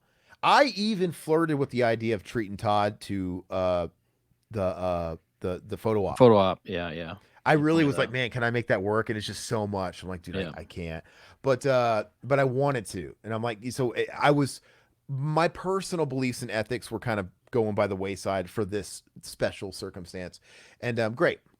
So he has the glove sent to me because he's flying out here, right? Great. That makes sense. We go to the convention. Granted, it's on a Sunday. Now, with the conventions, but let me tell you guys, Sunday was fucking popping. Oh God! Last Sunday, in normal Sundays, it's like dwindled. I've never seen it so busy in my life. But that is the Robert Englund effect. Yeah. That is the Robert Englund effect. It was packed. It felt like a Friday or Saturday. Anyway, so the con opened up at 11. We get there, we roll in, and at first it's a little confusing finding where Robert is. We look at the main floor and he's nowhere to be seen. We walk out and we find out, oh no, Robert's got a private room. Like he's God. Like literally, I can't be bothered to be on the main floor. He's tucked away in a hidden room down a hallway. Great. We find it. We go there. We're waiting. It should be starting soon. And then we kind of get the John Candy. What's this about, Mr. Gristle? Right? They stop us. Yep. We see a little bit of people lined up, and they're kind of coming out of a door. So we're looking down this probably corridor. About 50 people, maybe. Well, 50, you can't 40, tell. 50. We can assume, right? So because you're looking down a corridor, and there's like a small group of people that are in the hallway and then leading into a door on the left. Now, this door leads into where Robert is. So we can't see in the room because we're not allowed. But I can only imagine there was obviously more people in the room. Great. Now, this guy stopped us and said, hey, Robert's not doing autographs. And I wish I could take a picture of Todd's face. And my face. I couldn't see my face, but I saw Todd's face because he couldn't believe it. Because we were joking all week long. Like, would it be funny if Robert canceled? Because you expect that. Yeah. Right? That's just, that is kind of part of the game. And that is the gamble you risk going to a convention. Because all these people have it in their clauses where, hey, if I get another job, this is backup work, I'm going to cancel. So that's fair enough. That's shitty, but that's fair enough. He didn't cancel, though. He was in the fucking room. Literally. I'm here. There is a wall right here. And behind that fucking wall, right there. Sorry. I can't do it with the camera, dude. Behind this wall is Robert in a room. Yeah. At a table to sign shit. And he goes, and we're not late. We're on time. This guy goes, hey, and he's just a volunteer. We're there at open, pretty much. Listen, he's a volunteer. He's the messenger. And you could tell, and even agreed it's shitty. Because I kind of like vented. I'm like, bro, that is shitty. Don't you agree? And, of course, he's trying to like be a diplomat, but he's like, well, yeah, he decided at 10:30, 30 minutes before open, that he just wasn't feeling up to it. Yep. And I'm like, excuse me, a baking powder. And so basically what happened was the people that we were looking at that we could see, we don't know how many people were in the room. We don't know. We can only guess, but maybe it was a lot. Maybe it wasn't that much. People were lined up since 4 a.m. They were in the hotel itself, which obviously stays open, lined up outside that area. And I guess at 10:30, he decided to cut that shit off. He's like, I'm not doing it anymore. I don't feel up to it. And he even said, it's not even a guarantee that they're going to get seen. Yep. And I'm like, that is fucked, which I feel extra bad for anybody in that fucking line. Can you imagine being there at 4 a.m. waiting for him? But I vented. And I'm like, dude, that is shitty. And I had to get him to repeat it. Because I'm like, wait a second, He's here. Like, yeah, he's not doing. But let me just get this straight. He didn't cancel. He's here. Like, if I had superpowers, I could reach through this wall right next to me and pull his ass out because he's right there. Yeah, and he won't sign. And he's like, but the good news is he's still doing his photo op. I'm like, bitch, that fucking shit's been sold out for a month, 2 months. Yeah, exactly. And it's $350. Like, even if it wasn't. But like I said, this guy's a volunteer. He's just a messenger. I'm just kind of like doing that for dramatic effect. And I'm thinking to myself, and he goes, well, nothing's a guarantee. I'm like, my ass. Listen, nothing's a guarantee. Look, I get it. People cancel. But here's the thing. The fact that he didn't straight up cancel, he didn't just call in sick or just not to show up Sunday or whatever. He wanted to keep his guarantee. That I assure you. He didn't cancel. Absolutely. Because even the guy said, oh, he's still doing his panel. The good news is you can still see his panel. You can still see Robert at 2 o'clock. Great. I said, fuck him. Yeah. No way. So he was still going to do his panel at like 1:30 or 2. And he was still going to, he said he's still going to do the pro photo op that everybody paid $350 a fucking pop 3 months ago, 4 months ago. Yeah. Right. Because you know why? Because he would have serious problems with the convention and probably probably forfeit his guarantee and all kinds of stuff if he didn't. So he just decided, hey, I'm in this room. I would rather just fucking chill here for 2 hours. Yep. Because here's the thing. The photo op, he's not signing shit. The pro photo op, that's just for pictures. That is it. He does not do table selfies. So if you wanted signatures, you had to be where we were at. There's no ifs, ands, or buts. Right? Okay. Later on, we found out through, we ended up getting a Return of the Living Dead, Melinda Clark, right? Yeah. Did I spit out the wrong name? Help me out. No, you're right. Okay. You're right. I was thinking like Sean Clark. But anyway, and I was kind of venting. I'm like, man, I'm glad you guys are cool. And she's like, oh, well, Robert's a friend. And I kind of forget that. Like, they're all probably fucking con whores, con cockroaches. But, and she's like, oh, it's like, well, he has arthritis. I'm like, fucking bitch, please. That is not an excuse, dude. The same convention 6 years ago, 5 years ago, I don't remember, literally a couple of months before George Romero died. George Romero had his wife with him at the table as his handler. She was helping him sign. She was putting the pen in his hand, the Sharpie. She was helping him grip it. And then she would grab his wrist and she would have to help him. And he would struggle. He would be very slow. They wouldn't be the best signatures. But the guy fucking did it. Now, look, you can make the argument that some of these people can't afford not to sign those autographs. They can't afford to cancel. Fair enough. But to me, that makes Robert Englund worse because that's him saying, I made enough money on Friday or Saturday, or I got the guarantee's enough, the $350 pro, that's fine. Fuck these people. That's worse because he's saying, I can't afford to say fuck off. Fuck you. Okay. Now, another point. Look, it's not a guarantee. No, it is. Look, he didn't call in. He was there.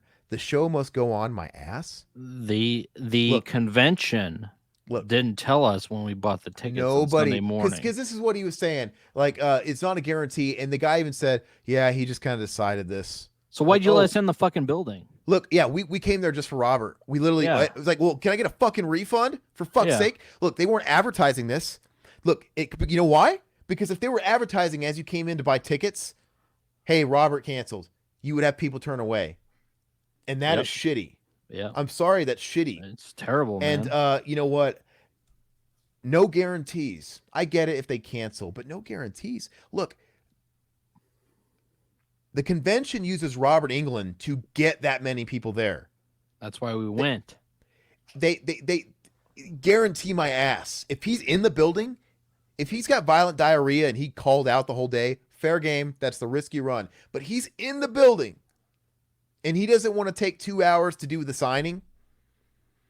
Yeah, you brought in all these people on a bait and switch, my friend. So the convention is kind of shitty, but I kind of get the situation they're in too. Whatever. The real enemy here is Robert. Let me not distract from this.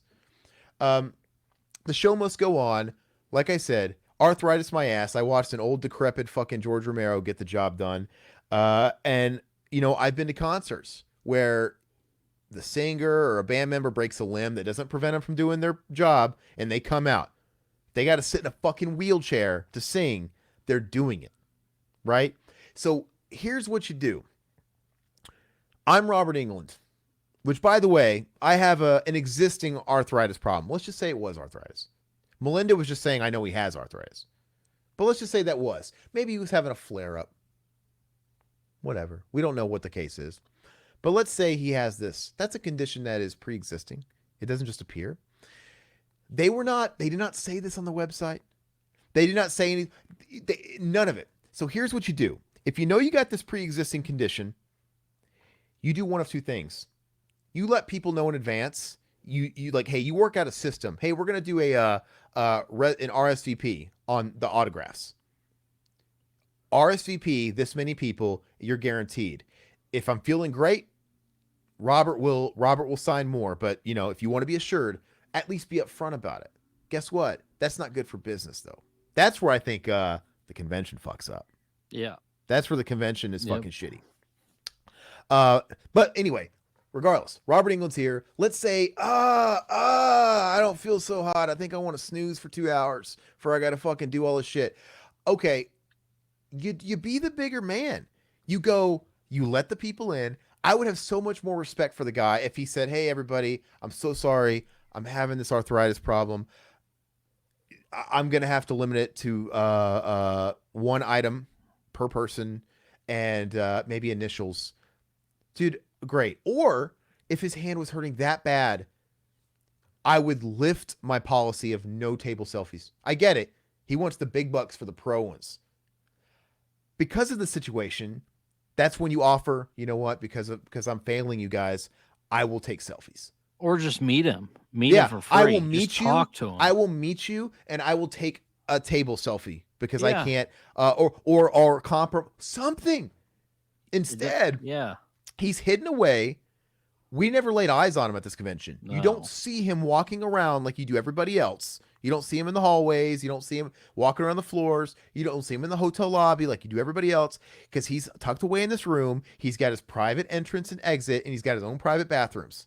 He's not one of you. He's not one of us. And I think when you're not looking people in the eyes, it's so easy to make these kind of decisions because you're not looking at all the fans that would be like, give you the looks. Like, what, bro?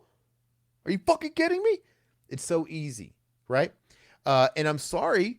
When you are the king salami like Robert is in this scene, when you are the big draw that's bringing the people, you are held to a higher standard. I'm sorry. Oh, absolutely. You are, right? I get it.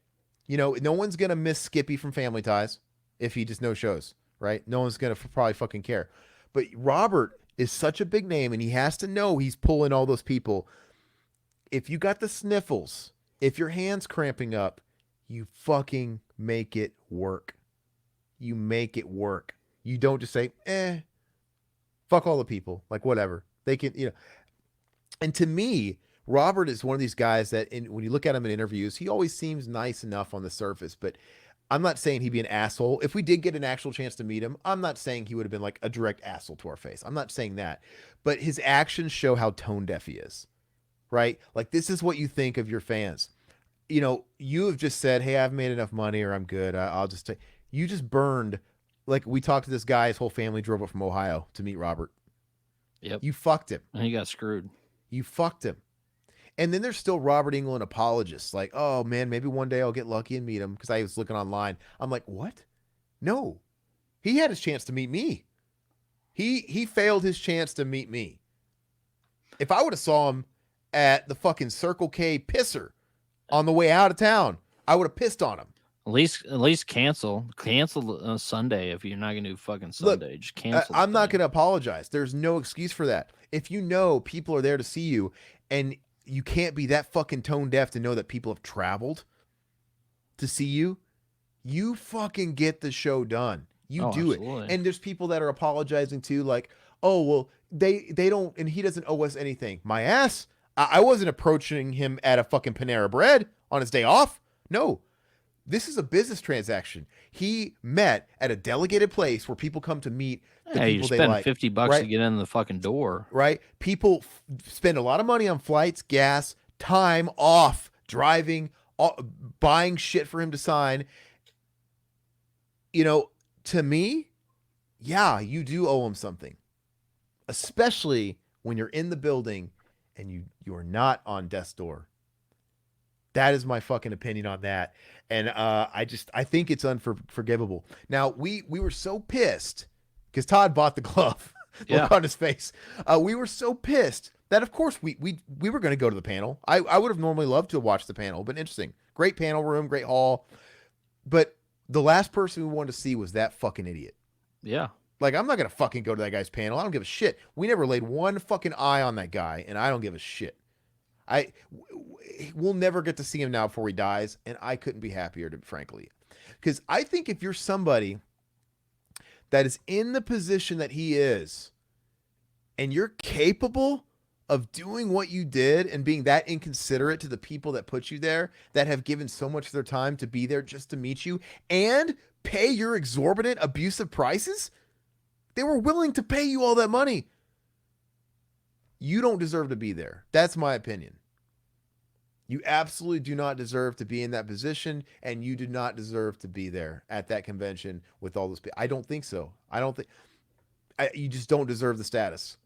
And it's a shame because I love Freddie. I was gonna break my rule and spend a lot of money on it. I wanted to have a sweet 8x10. I want to have an autograph. I want to do the whole deal. I wanted to meet him with Todd, and just I don't know. It's a different kind of energy than the other guys that are in our Hall of Shame, right? You have Tom Savini, who's just fucking outwardly rude, like a straight up douchebag. He was rude. Yeah.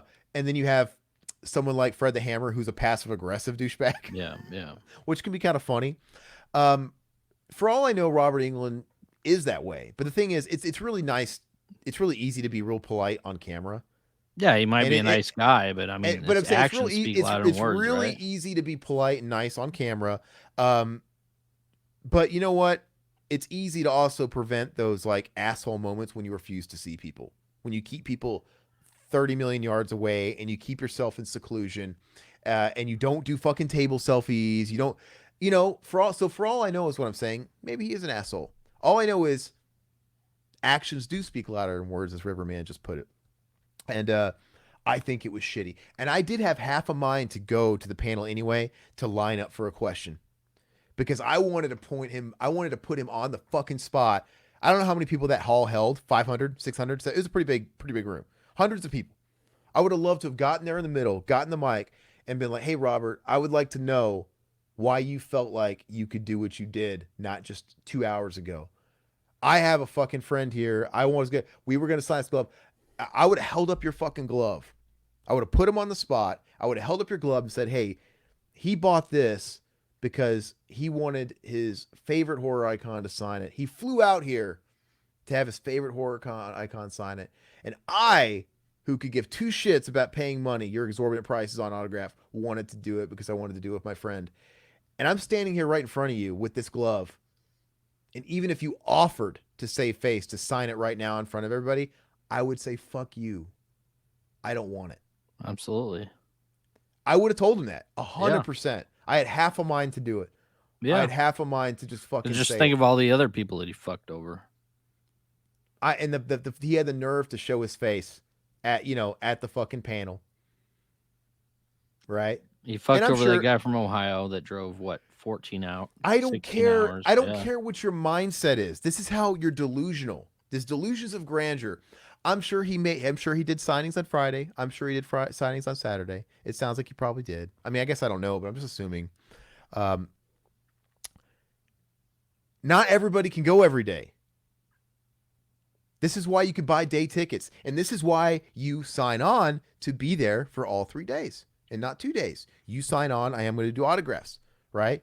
Joe Smith, John Smith, whatever, John Doe, they got jobs. Maybe they can only fly down or come down and go that one day. Maybe they can't afford to be at the convention for 3 days because you got to pay more money for each day you're there. And it just costs money to be at those places, dude. There's like so much shit everywhere. Maybe they can only afford to go there one day and spend that budget on Robert Englund because he charges so fucking much, but they still put priority on him. and you're in the room, you didn't call out, you didn't cancel, you were there and you didn't do it. So, yeah, I'm just Wall of shame. Hall of Shame, Wall of Shame, whatever you want to call it. Hall of shame. I feel like one of Whatever. us needs to get a back. You're perfect. You should have a backdrop, dude. It's too bad you can't like put like our Hall of Shame, do pictures of all of them. I'll But take we the don't one that have Don did poster and I'll put the we Hall don't of we Shame. don't have 8x10s because he wouldn't give us one. No, I'm just kidding. We'll have to get like a cheesy printout, dude. Todd's gonna sign his own glove and put it back there. Yeah. Which, by the way, Todd got triple fucked because they fucked us both out of the admissions. Todd flew down here, and then now I have to ship Todd's glove back to him unsigned. Yep. It's just the gift that kept on giving. And I don't care if his attitude is, I made enough money. They should have came Friday. I don't care if he feels like I helped most people. I don't care if you fuck over one person. I don't care if you fuck over 100 out of 3,000 people. I don't care. He fucked over a lot of people. Oh yeah, a lot of people, and we talked to a lot of people that he fucked over. It is so tone deaf and inconsiderate to not know the extent people go to be there, right? And like I said, you can have an excuse, but when you don't have an excuse, because you did not have an excuse, it's just shitty. It speaks volumes, and I don't really care to watch Freddy. Obviously, I themed our name that Kino after. I thought it was kind of funny. I'm trying to have a good attitude about it. I balanced it with the good Freddy. The one's good Freddy with the bad Freddy, which I don't know which one's the bad Freddy now. And obviously Melinda Clark, which I will go into this, that since we didn't waste the money on Robert, it freed up some of my budgets. And so I decided to get an autograph and meet Lance Hendrickson. Because you know what? Out of everybody there, he's got the biggest body of work, which blows me away that someone like Robert Englund is as big as he is with those conventions, because he's known for one character. Now it's a pop culture icon, but it's it. Where Lance Hendrickson, he's, maybe he doesn't have one character that's as big as Freddy, but he's been a part of so many franchises and more. It's just interesting, the dynamic, right? But regardless, I did meet Lance Hendrickson, and dude was awesome. Dude was great. To me, he does it right. Mind you, Lance is older than Robert. And I met Lance for the same reasons as Robert, right? He's older, man. Who knows how much longer. And I do love his work. But he's even older. And not only did he do his job, he was talking to everybody for 5 minutes. Yep. 5 minutes. He was answering any questions they had with enthusiasm. And he was telling stories and branching off into this, and including the people that were like next in line. Like, dude, he was enjoyed it. You could tell he really enjoyed talking about the work, and he really enjoyed talking about the supporters that loved his work. And now, high tide raised all the ships, right? His autograph was $80. He was doing it. $80 for an autograph, $80 for a picture. I think you could bundle for $150. He was on that train too. But you know what? I agreed to it. Business transaction. I agreed to the price, and at least he was super cool. And I even saw him. The guy ahead of me, he was gonna have him sign like his movie. Yeah. And even he said, "Oh man, I feel terrible." He looked at his handlers like, I feel terrible charging him for pick out an 8x10. I don't want to charge you out money to sign that. He's like, so he was giving freebies. You could tell he was being really cool. Free, photos and all that shit. Yeah. No, not free photos. What are you talking about? Well, one of the guys he gave photos to. You sure he didn't pay for it? I don't think so. I think Maybe he paid. Did. Oh, he did. Okay. It cost money. Regardless, at least he did his job, and I am happy that I gave him my money. I want to show you Can I show you my 8x10? Because let's show our stuff. Oh, and then we met Melinda Clark, and she was actually sitting right next to him. She was great.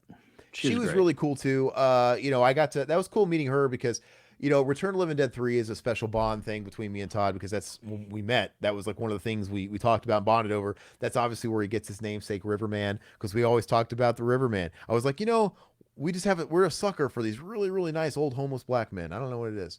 Sorry, but he was such a nice guy, right? Riverman, he was awesome. Died for those guys, essentially.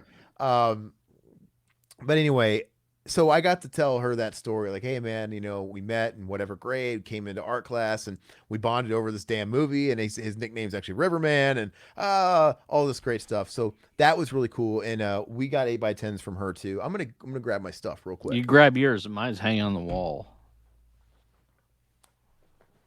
Mine's the same as yours, but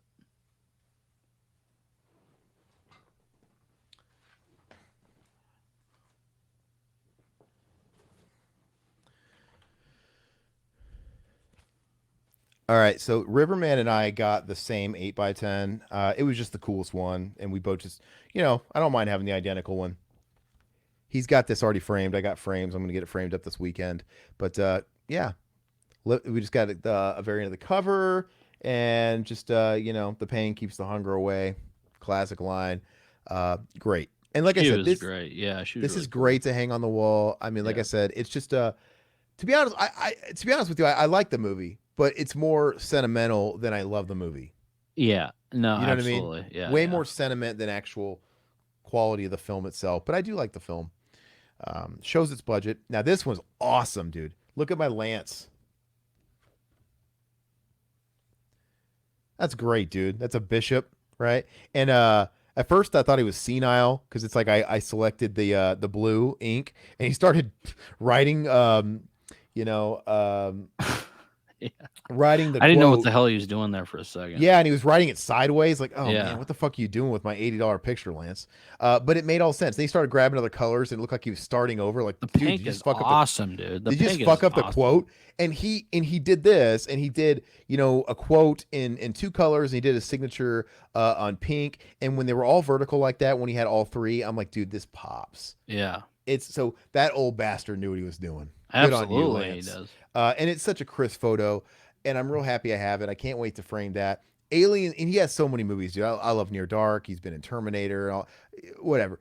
Um, I had to get an Aliens 8x10.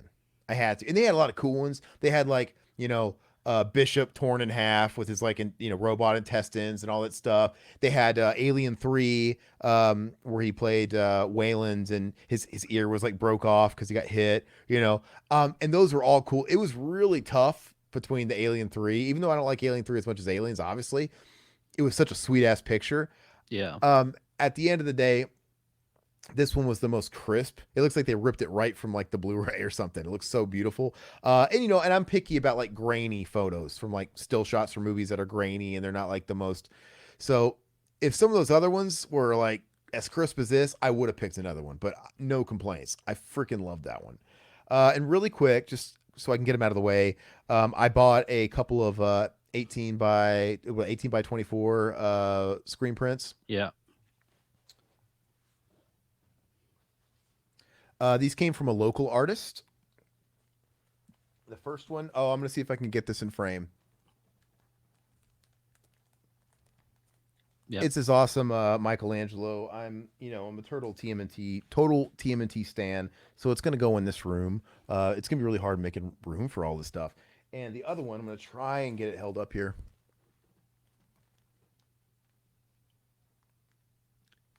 Badass Snake Plissken Escape from New York screen print art, and blue and red is my all-time favorite color scheme. Love it when movies do it. I think the art looks slick as hell. I think art like this could go in like more of a commons area. It doesn't have to be relegated to like a nerd cave. Like I might even put this, I think I'm actually going to put in the right outside my room on the hallway, which is going to look great because it's awesome, man. Yeah. But Riverman, are you able to show the stuff you got, or you already have it hanging up? I already have my shit hanging up, actually. Okay.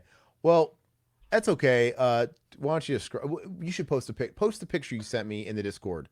Yeah, yeah. I'll throw Yeah. all my stuff in the Discord. And He got a really sweet 3D Yeah. screen print art of They Live. Yeah. And they got the glasses with it and everything else. Mhm. And of course, you got the same Melinda 8x10, same quote and everything too. Yeah. Did you get anything else? I can't remember. Besides art wise. No, that's all I got. Art. I got a Gates of Hell tapestry, and I got a couple hats. Oh as yeah, well. where'd you put the Gates of Hell tapestry? It's right over here on the side of me. I it have actually it hanging up? now. Yes, I have it hanging up. So Wait, do you have it like on the wall or what? on the wall below my Friday 13th part 7 poster.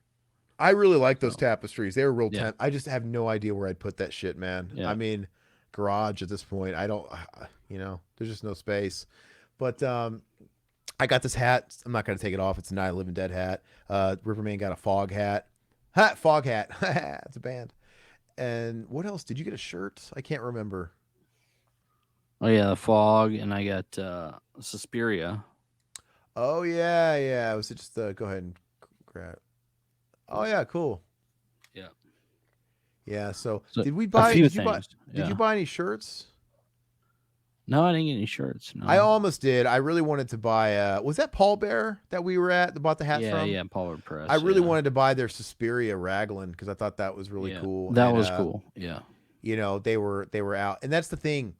We were shopping on a Sunday, and when that con was as busy as that one turned out to be, they're going to be out of sizes. It's just Yeah, that was yeah. kind of like the luck of the draw with that shit. It was just like everything just didn't. Because I asked about a couple of things, like no, we don't have your size, we don't have your size, but the vendors are really cool. Oh, I did buy a couple of toys.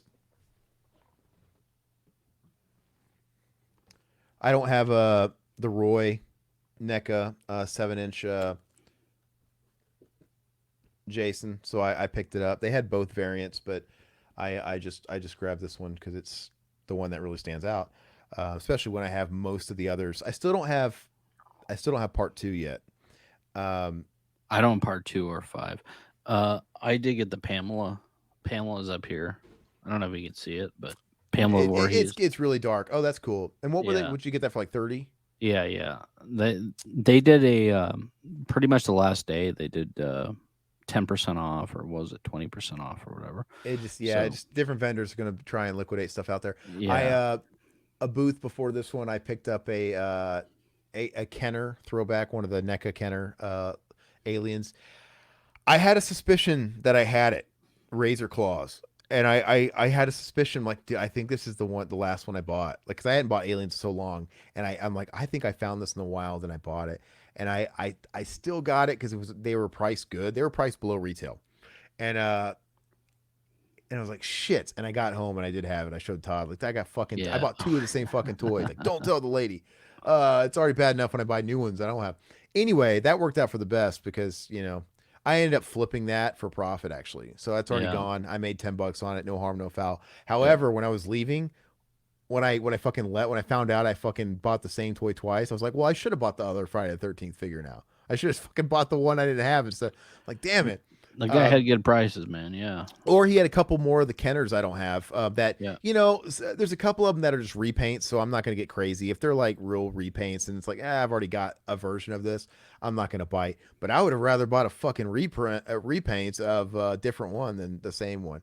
But it all worked out in the end. I do have my Roy Jason, and it's all good. So the vendors is most of the fun. Vendors are things. great. Yeah, absolutely. It's like there's a lot of cool stuff always, and even if you don't want to buy stuff there, I always take mental notes. Like I'm thinking about going back to Paul Bear and getting that Suspiria raglan, a little bit later. But anyway, fun stuff. It was an overall really great. Oh, really quick, that was Sunday. Todd, Yeah. What did we break your cherry on Saturday? What did we bust your cherry on? Don't be afraid. Pedicure. Real man get petties.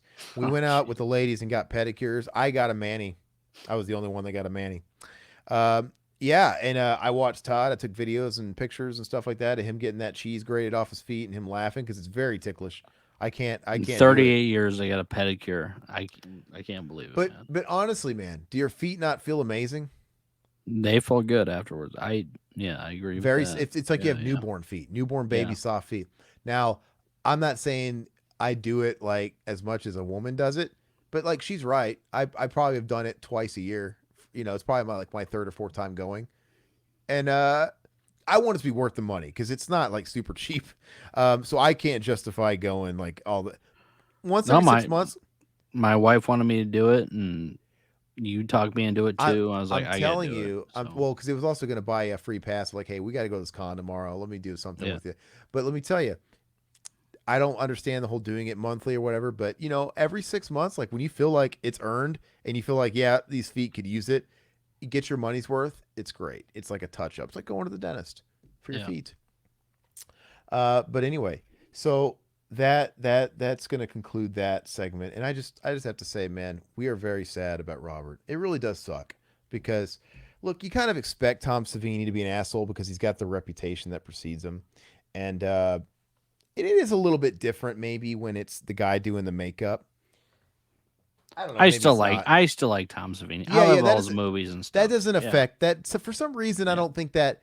But Freddie's the face. Robert Englund's the Yeah. face. So We you have to look at associate the him. Yeah. you associate the face, Yeah. and I still never take away from the art. Like I mean, like if a movie's good, if I'm not gonna look, the writer did a good job. Everybody did a good job, but man, I can't watch Freddie for a little bit though.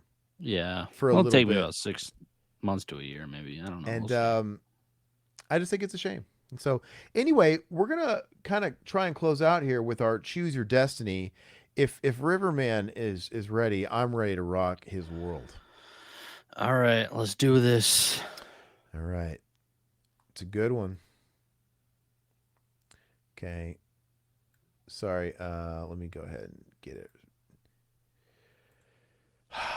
Todd, choose your destiny. Let's play a little round of. Hold on. Fuck, Mary, kill. Fuck, Mary, kill. No, I'm just kidding. Not fuck, Mary, kill. I want you to choose the worst, or who's the least worst, right? Okay. So we have Fred the Hammer there with his hammer hanging out, right? We've already kind of went into it that he was a very passive aggressive asshole, an Oh, asshole Jesus. nonetheless, and he burns you on an autograph. You missed out on him too because of his antics, right? Yes. He insulted me personally in a passive aggressive way. He left on a Saturday. He dipped out. He left on a Saturday, and you could tell Fred the Hammer doesn't like these events. Yeah. He didn't seem like he liked it. He didn't seem like he wanted to be there, and I don't think he does a lot of them. Right? Mhm. He's not one of these He's not Danielle Harris, where it's her full time job. Right? Mm-hmm. Okay. And we have Robert Englund, who broke our hearts in a different way. Like he is tone deaf. He, to me, the most disrespectful of the fanship overall, really. And to me, he's got the biggest example to lead, and he failed. Yep. Then you have Tom Savini, who's just a fucking asshole to your face. And it's hard to really take it. Like you kind of just love to hate him now. It's like, you know, whatever. I'm kind of glad it happened because I think he's a fucking piece of shit, and I like talking shit on him. I don't know. It's a little bit different. I don't take it personally. You know what I mean? With Tom Savini, because it's like you let it roll off your back because he's just an asshole. He's a douchebag, 100%. And look at him. Look at this picture. He's a douchebag. He took a picture of his 75th birthday of him naked in front of a cake, as a throwback to him taking another picture of him naked in front of a cake at 60. Enough said. Which one hurts the most, and which one, if you could only have one, if you had to give one person a second chance?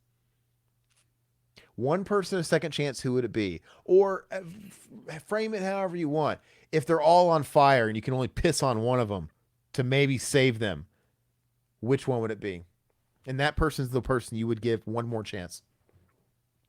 And I want to know why. Okay, so who do I dislike the most? Or I'll talk Who about would you this be first. willing to give a second chance? Who burned you the least? Who would you like throw a rug over if they're on fire, if you could only pick one person? However you want to frame it. So Fred the Hammer, I actually like Fred the Hammer. I like how he kept in character. I don't hate him as much as you do. I mean, I know he. I didn't say I hated him.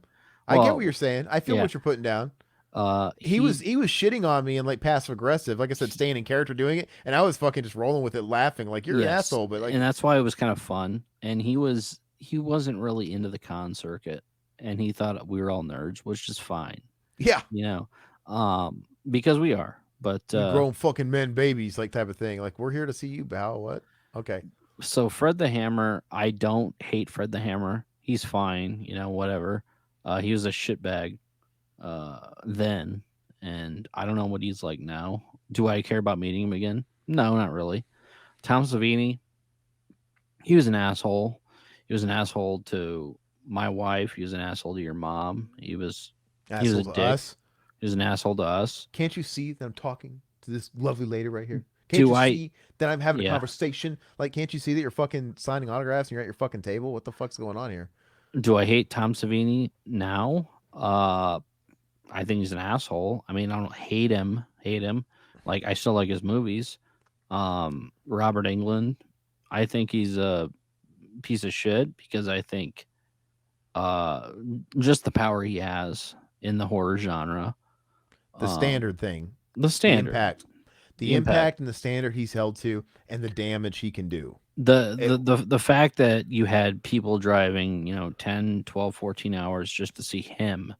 If it's Tom Savini, it's different. It's not as big of a deal. I mean, Tom Tom Savini will Savini's an hook you up if asshole. you're willing to pay him. Yeah, Like, I don't think exactly. Tom Savini is going to cancel anything. He's just going to insult your mother in the process, and he's going to charge you money for it, right? Yeah. I don't think he's going to this way. Tom, Freddie, like you said, Robert England, he's got this big dick energy about him because he is that gold standard guest. Yeah. That the fact that, like, hey, I can fuck him. I don't care. He's I've a made horror enough. icon, man. You He's know what I mean? So, like I said, they're on different levels as far as what they do and the impact it has, and what it's a little different. Like, they could all three do similar things and it wouldn't be the same. no, not at You know what all. I mean? It'd be a little bit different. But continue. So what I think hurts the most, what I think is the shittiest, I think Robert is, just because the fact that he was hiding behind a wall and he can't even come out and talk to his fans, and say, okay, I can't sign today. Fine. Meet your fans, take a photo with them, free of charge, $10. Who cares? Do something. Don't be a fucking twat You know and what? stand behind a fucking wall. Meet him. At least Tom Bre- Savini could, you could pay him to not be a twat for 10 seconds. break your table selfie rule because of the issue, and you can't say, well, now I'm cheapening the VIP. No, you're not. They're getting pro shot photos. Yeah. It's not the same. Break your rule, lift your rule, take table selfies. If you really can't sign anything, if you can't even so much as do, because dude, some people that sign, they do like lines. Yeah. Yeah. Look, Exactly. dude, you can fucking do a line, do it with your left hand, do it with your good Mhm. hand. But even if you can't, take the pictures, and for a reduced rate, take an 8x10. Maybe not sign. Yeah. Yeah. Hey, have an 8x10. Get a photo with me to prove. There you go, for a reduced rate, or you know what? Even offering it for the same rip-off rate, whatever you got to do. Anything is better than what he did. He's an icon and he's one of the faces of the genre. You can't do that shit. The bigger they are, the harder they fall, and the more they hurt. Yeah. Yeah. So from what I'm gathering here, Fred the Hammer is the one you like the most, and Robert is the one that you would put at the bottom. Yeah, absolutely. The shit he pulled. I- Absolutely. I could not agree with you more. And Yep. and for the exact same reasons. Fred the Hammer, I was going to say the same thing. I'm like, you know what? He was very much in character. You could tell he didn't like to be there, and he's not somebody that you could tell he also Not doesn't a really do con. him. That's probably his first one.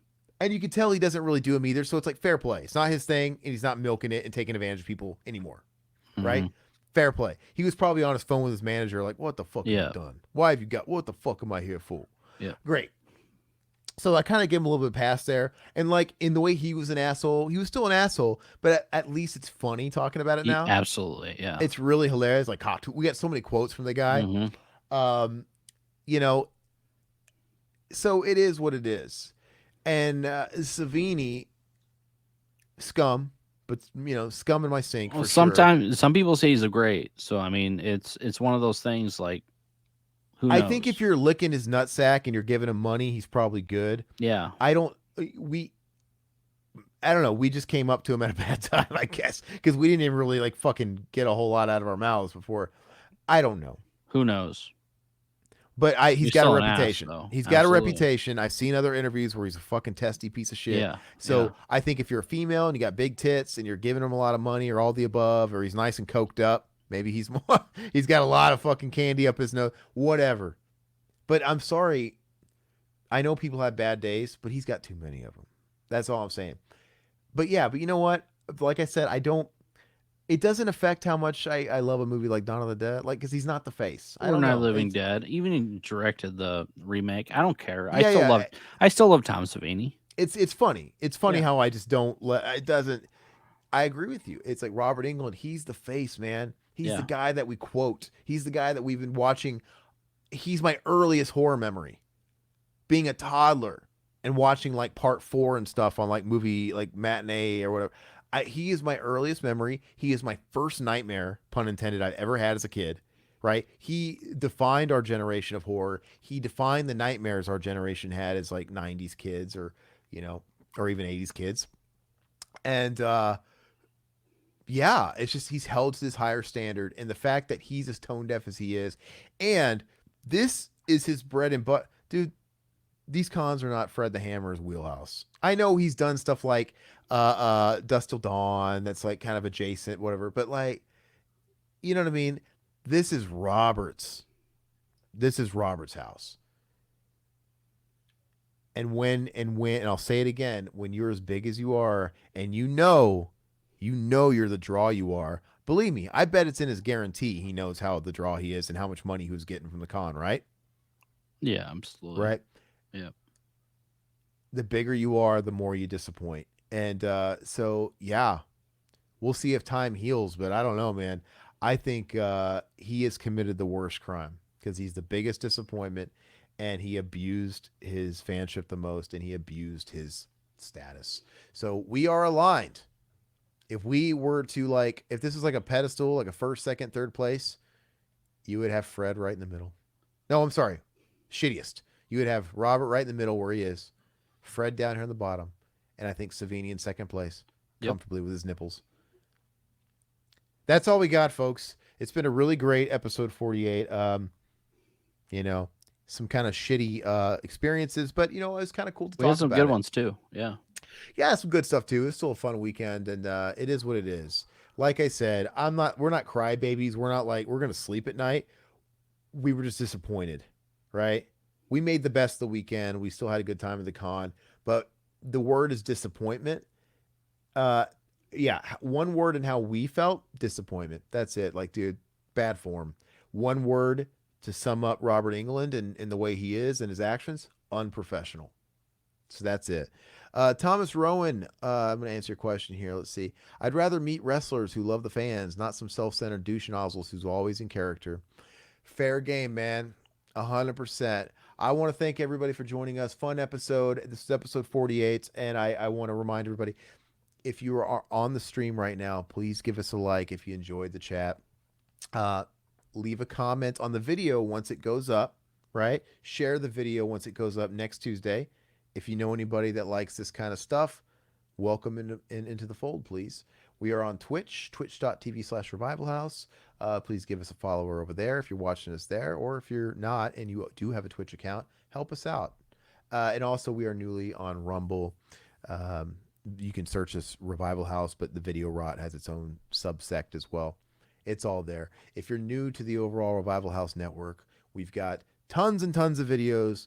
We have 11 years of 12 years of content at this point, from tons and tons of commentaries, film commentaries and the like. We've got a variety of different shows. We always appreciate you, and we're always stoked to have you. And I don't care if I suddenly overnight became Robert Englund. I would always sign your autograph. Absolutely. I will sign your breasts. I will kiss your baby. I'll talk to anybody. I'll sign your booty cheeks. No, but seriously, it's absolutely ridiculous. Thank you guys all who joined us live. Hopefully we will see you again next week, okay? Bye-bye. Later. Adios.